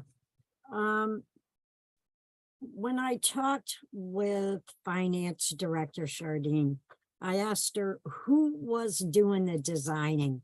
And she said it was Berkshire Design. I just want to say they do a wonderful job, and they do. Good to hear. Counselor Foster. Director, one question that I just wanted to follow up on is following, I guess a couple of questions. One is following the design, will there be opportunity for public input on okay, the design? Absolutely. And then is the source of funding for funding for the building of the courts, is that identified as well, or do we just have identified funding for the design? We do not have identified funding for building. We will be looking at all different avenues, CPA funds, any other kind of grants that are available at that point. We expect that if this was funded, we would probably have it ready in September-ish to really go out and figure out, okay, what is the final cost after we've decided what we want it to be encompassed with. And then we would look for CPA. There's also a very, very passionate community of pickleball players. If any of you have ever played or been involved with it, we have an awesome group of people who have been involved already for the past couple of years. They would love to have these built yesterday. I mean, so yeah, it's a great, big, huge growing sport, as we've talked about before in the past. So yeah, so it would definitely have the community involved. I remember, for many people know, I served on the Parks and Rec Commission prior to City Council, and I remember sitting around the table in the Parks and Rec office 2019 talking about the need for pickleball courts. So I'm glad to see this proposal out here and moving forward, and definitely there's a community of people who are excited to see this happen. Yep. Councilor Moulton. Yeah, I would just echo that and thank Director Moggio for being responsive to an identified need, and also remind those listening that the city also, through its ARPA funding, has given All Sport Arena money for one of those ARPA grants for indoor pickleball courts. So we will soon, hopefully, have both indoor and outdoor courts available. Cool. Counselors, any further questions? I have one, Director Moggio. Is sound going to be considered as part of this design? Yeah, actually, yep, go ahead, sorry. Well, it's in the New York Times, it's in the Boston Globe, and as I'm reading these stories, it seems to mostly have to do with the fact that maybe people shouldn't be playing pickleball at 6 in the morning or 10 o'clock at night. And but anyway, apparently the sound can be disturbing the folks. And I'm just wondering if that's part of the design. Absolutely. That was a big consideration with the feasibility study and the different sites that we looked at to make sure that where it would be as far away as possible from a lot of housing. And this is in the corner of Ellerbrook, really as you drive in straight ahead towards there's a little parking area and some along the woods there. And there also would be consideration of any kind of there's different kinds of noise screens you can put up and things like that. But this is definitely not right next to some housing for that reason, because it is can be very noisy. Yeah. Well, and we also received a letter from somebody who is a recent convert to pickleball, and pointing out that converting it's easy in some cases to convert like tennis courts with the right equipment. That they, you just simply slide it out onto the surface, and now you got 2 pickleball courts and on a tennis court. Have we thought about doing something like that too? Sure. Look Park, although that's private and we don't, run those courts, but Look Park has done that. They've converted and they have the equipment out there. The only other courts we have are at JFK Middle School. And the schools, departments and the teams have been reluctant to put all the extra lines down and things for the tennis teams. And so in the past, that was something that they don't really want to do. And to be honest, we have most of the court filled with tennis lessons every evening. And the weekends, there is some time, obviously, that's not used, but we also did offer some indoor at JFK time for pickleball. And we're hoping to do that again starting in the fall to have in the gym there, putting down temporary lines. And we have some portable netting like you're talking about. So, but that's what the city has. And could this also be used on a basketball court as well, or? So, I guess somewhat, yeah, you could. I don't think the surfacing is ideal, but Okay. depending on what the surface is at that court, some courts have different surface than others, but. I was thinking of particularly the court out by Sheldon Field, which doesn't seem to get a lot of use for basketball these days. Yeah, that's so yeah, there's two smaller courts there. It's not a huge area, but Right. yeah. Yeah, Counselor Dwight and I no longer play basketball, so it doesn't. Counselor Foster. Yeah, to the point about the converting the tennis courts as well, Look Park has done that and done that well. But I think one of the benefits of dedicated pickleball courts is the amount of space. So I'm not like somebody who plays all the time, but I'll play once or twice a week. But when you're putting the pickleball net onto the tennis court, you end up without a lot of space at the end of the court. And so, you're like running into the net or to the fence. So a dedicated pickleball court would have standards for how many feet at the outside of the court there are, and it would be a little bit more spacious and less of an injury risk than on a tennis court where a couple of pickleball courts are put onto that. So there is definitely a benefit to the city to building separate courts. Thank you for pointing that out, Counselor Right. Foster. People like me who will chase a ball into whatever is out there. I've yet to play the sport, and I'm not infected with the pickleball craze. But I will be voting yes for Elizabeth Silver in support of her pickleball habit. Any other comments, counselors? All right, so we need to suspend the rule, right? I'll make a motion to suspend the rule. Second, Motion made by Counselor Labarge, seconded by Counselor Moulton to suspend the rules to approve this item tonight. Any discussion? Hearing none. Laura, roll call, please. Counselor Elkins, Yes. Counselor Foster, Yes. Counselor Gore, Yes. Counselor Jarrett, Yes. Counselor Labarge, Yes. Counselor Moulton, yes. Counselor Nash, Yes. and Counselor Perry. Yes. Okay, we have suspended the rules. Now I'll entertain an item for approval. I'll move to approve. Second. Motion made by Counselor Perry and seconded by Counselor Jarrett to approve this item tonight. Any discussion on approval? Hearing none. Laura, roll call, please. Counselor Foster, Yes. Counselor Gore, Yes. Counselor Jarrett, Yes. Counselor Labarge, Yes. Counselor Moulton, Yes. Counselor Nash, Yes. and Counselor Perry.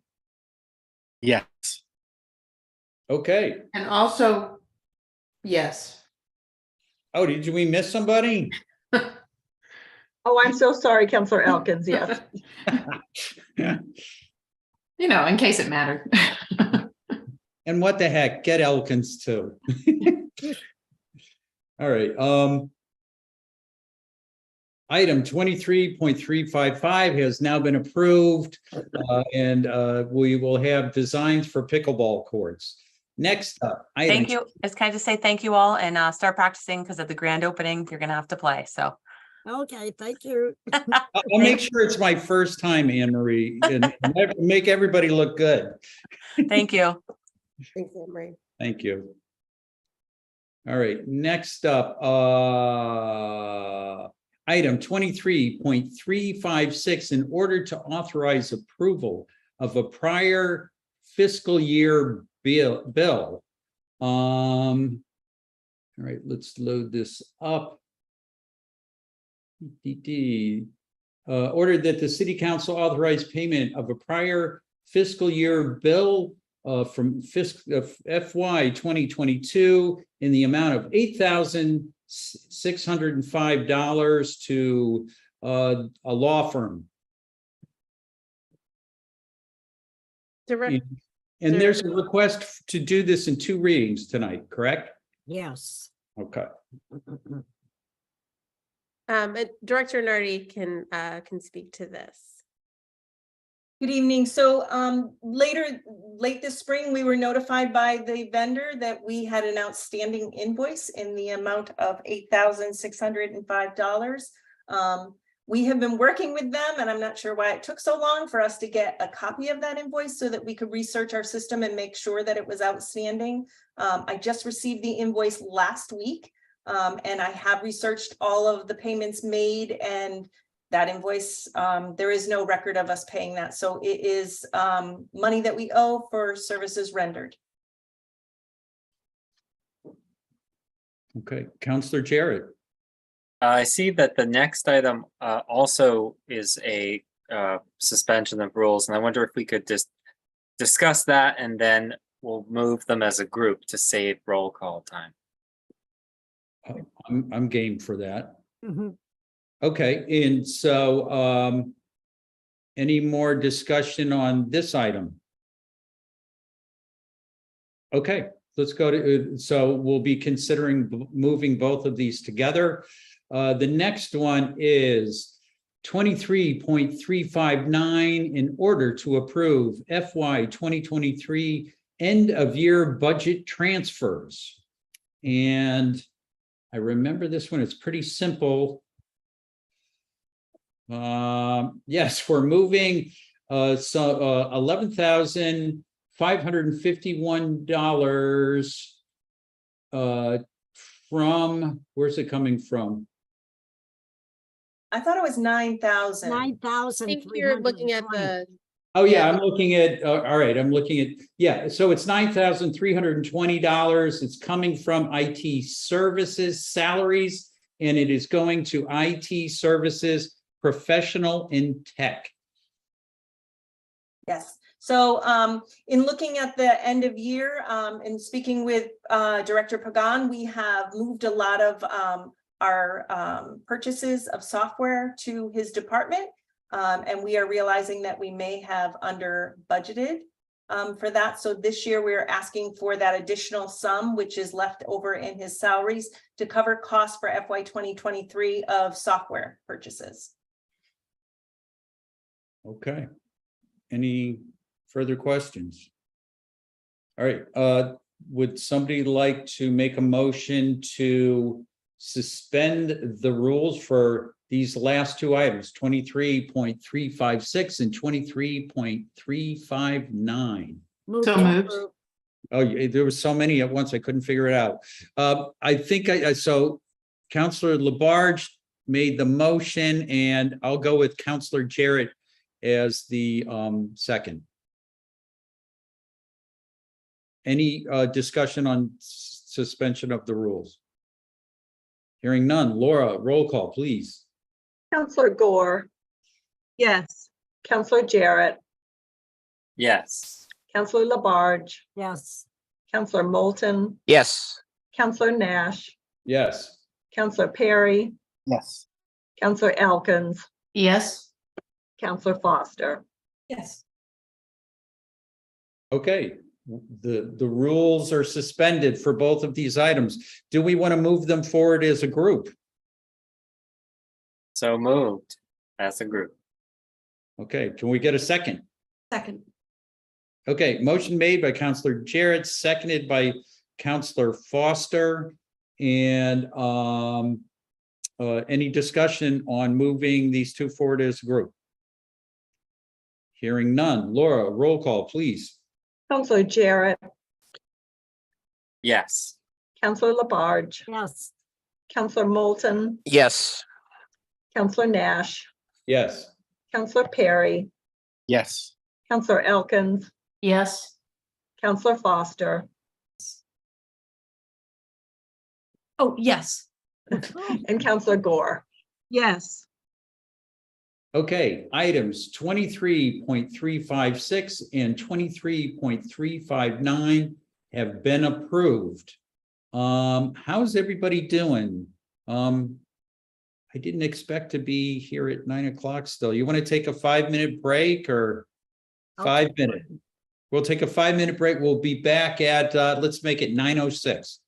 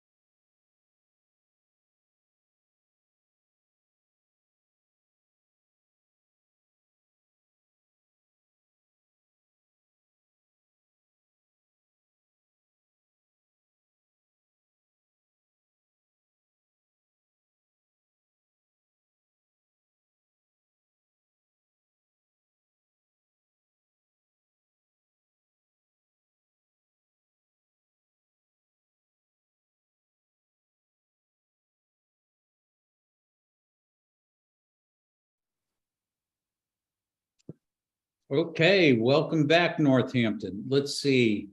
We are up to orders. And the first one that we have here is item 23.341, an order suspending section 285-4C in support of the Taste of Northampton. This is in second reading, and this is in order to allow permit food trucks at the Taste of Northampton. Move approval. Second. Motion made by Councillor Foster and I believe seconded by Councillor Labarge. Any discussion? Hearing none. Laura, roll call, please. Councillor Labarge, Yes. Councillor Moulton, Yes. Councillor Nash, Yes. Councillor Perry, Yes. Councillor Elkins, Yes. Councillor Foster, Yes. Councillor Gore, Yes. and Councillor Jarrett. Yes. Okay, item 23.341, an order suspending section 285-4C in support of the Taste of Northampton has been approved, and we will have food trucks. Okay, next up, item 23.344, an order amending the charter to increase the number of Forbes Library trustees. This is also in second reading. I'll move to approve. Second. Motion made by Councillor Perry, seconded by Councillor Foster for approval. Any discussion on approval of this item? Councillor Foster. Yeah, just real quick, wanted to appreciate Director Downing and Trustee Katie White speaking to the need and the desire and kind of the impact that would have on Forbes. I think it helped to make it clear that this can help to strengthen the library. I just have appreciated their advocacy.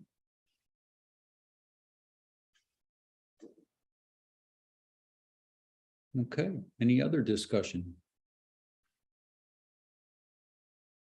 Well, I'll just add, I said this last time, we know that having more people to work on stuff like we have, where there's 9 of us, we're more able to get stuff done. This is a great idea. So, Laura, Councillor Jarrett. Oh, I just wanted to note that, and there is plenty of interest, as there are currently 6 people have taken out papers for 3 seats. So I wish we could have this be for this election, but unfortunately it would be for the following. Yeah, thank you. Good point. All right, Laura, roll call, please. Councillor Moulton, Yes. Councillor Nash, Yes. Councillor Perry, Yes. Councillor Elkins, Yes. Councillor Foster, Yes. Councillor Gore, Yes. Councillor Jarrett, Yes. and Councillor Labarge. Yes. Okay, item 23.344, an order amending the charter to increase the number of Forbes Library trustees has been approved. Next up is item 23.350, in order to amend existing conservation restriction on North Farms Road. And is Sarah LaValle here? Oh, she is. Let me make her a co-host. Yes. All right, and I'm pulling up the item here, and Sarah, I think the last time I read it, I was trying to figure out what exactly was changed here. It's so minor, I'm not even sure what it is. So it was so sort of wonky and technical that I didn't include the language because it doesn't make sense to most people who don't work for the IRS. So this is amending the specific safe harbor language regarding tax proceeds for donors in the conservation restriction. So everybody who donates property to the city or donates a fee interest in property like Mr. Warner did at North Farms Road is eligible for a tax deduction. The IRS has always included template language to make sure that those deductions are taken in accordance with their policies. Recently, as Elizabeth Rablika mentioned during public comment, the IRS issued a rule change and gave everybody 60 days to be able to comply with this, or else they were at risk of being audited and having some negative financial implications. So this really makes no change to the actual conservation restriction itself. It's still a protected piece of property. City holds the restriction, but it's just amending this very specific technical tax language. Thank you, Sarah. Questions, counselors?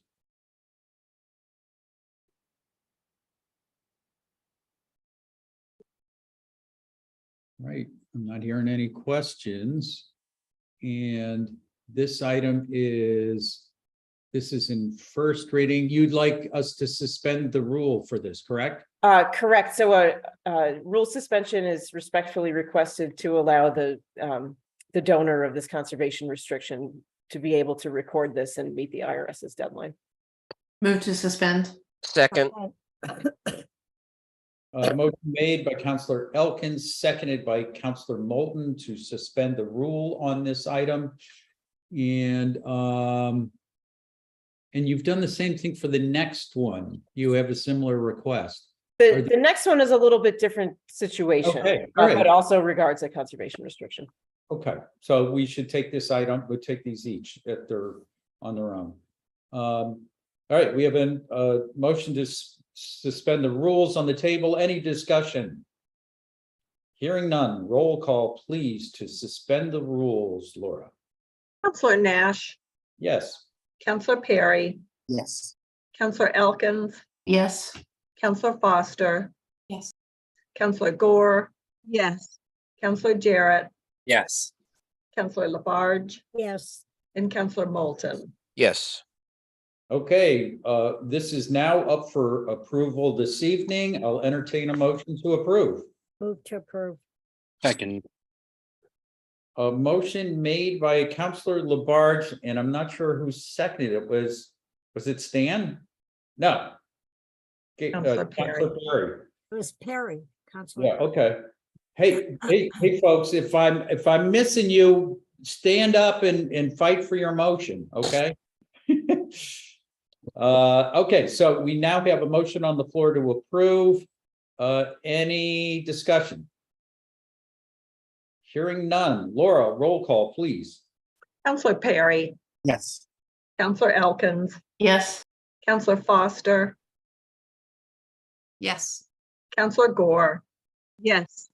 Counselor Jarrett, Yes. Counselor Labarge, Yes. Counselor Moulton, Yes. and Counselor Nash. Yes. Okay, so item 23.344 and hold it. No, that's the wrong one. Item 23.350, in order to amend an existing conservation restriction on North Farms Road, has been approved. Next, we have item 23.351, in order to approve conservation restriction in the Sawmill Hills. This is in first reading. And there is a request to also approve this tonight. And Sarah, would you like to speak to this? Sure.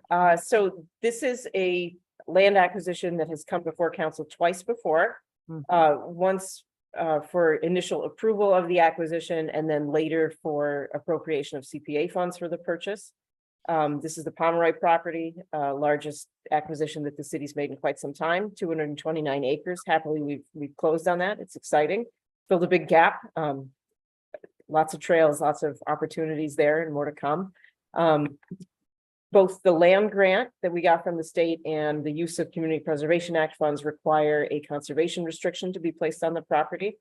Council did actually authorize that conservation restriction to be transferred to the Kestrel Land Trust back in May 2022, when we first applied for the local acquisitions for natural diversity grant. In the past, the State Division of Conservation Services has accepted that initial approval as the final approval from the city. They're having some, I guess, concerns about potential legal challenges of conservation restrictions and are looking at how things are approved and what dates they have. So they've now requested a subsequent approval now that the actual restriction itself has been approved by the state. So I'm a little bit kind of like the same situation that I was just in, but not an amendment. I'm just asking you to approve the restriction itself that council has already authorized. So we're reapproving a restriction we already approved. Essentially, yes. And we've initiated discussions with Division of Conservation Services about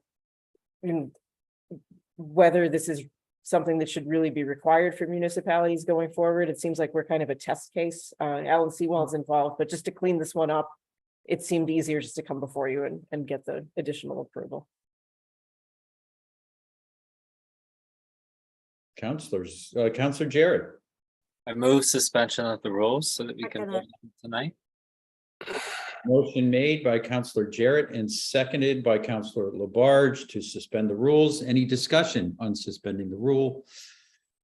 Hearing none. Laura, roll call, please. Counselor Elkins, Yes. Counselor Foster, Yes. Counselor Gore, Yes. Counselor Jarrett, Yes. Counselor Labarge, Yes. Counselor Moulton, Yes. Counselor Nash, Yes. and Counselor Perry. Yes. Okay, the rule has been suspended. We can approve this tonight. And I'll entertain a motion. Move to approve. Second. Motion made by Counselor Moulton and seconded by Counselor Perry to approve this item tonight. Any further discussion before we vote to approve? Hearing none. Laura, roll call, please. Counselor Foster, Yes. Counselor Gore, Yes. Counselor Jarrett, Yes. Counselor Labarge. Yes. Yes. Counselor Moulton, Yes. Counselor Nash, Yes. Counselor Perry, Yes. and Counselor Elkins. Yes. Okay, item 23.351, in order to approve a conservation restriction in the Sawmill Hills has been passed. And that looks like all we have. Anybody want to go home? Oh, we're already home. Second. Okay, motion made by Counselor Perry, and I believe it was seconded by Counselor Elkins. It was me, actually. So I'm Yeah. going to stand up and claim my motion. I know. Thank you for standing up for yourself. I appreciate it. All right, seconded by Counselor Foster. No discussion on adjournment. Laura, roll call, please.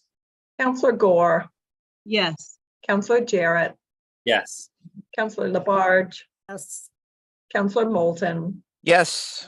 Counselor Nash, Yes. Counselor Perry, Yes. Counselor Elkins, Yes. and Counselor Foster. Yes. Okay, we are adjourned. Thank you, counselors. I hope everybody's having a nice summer.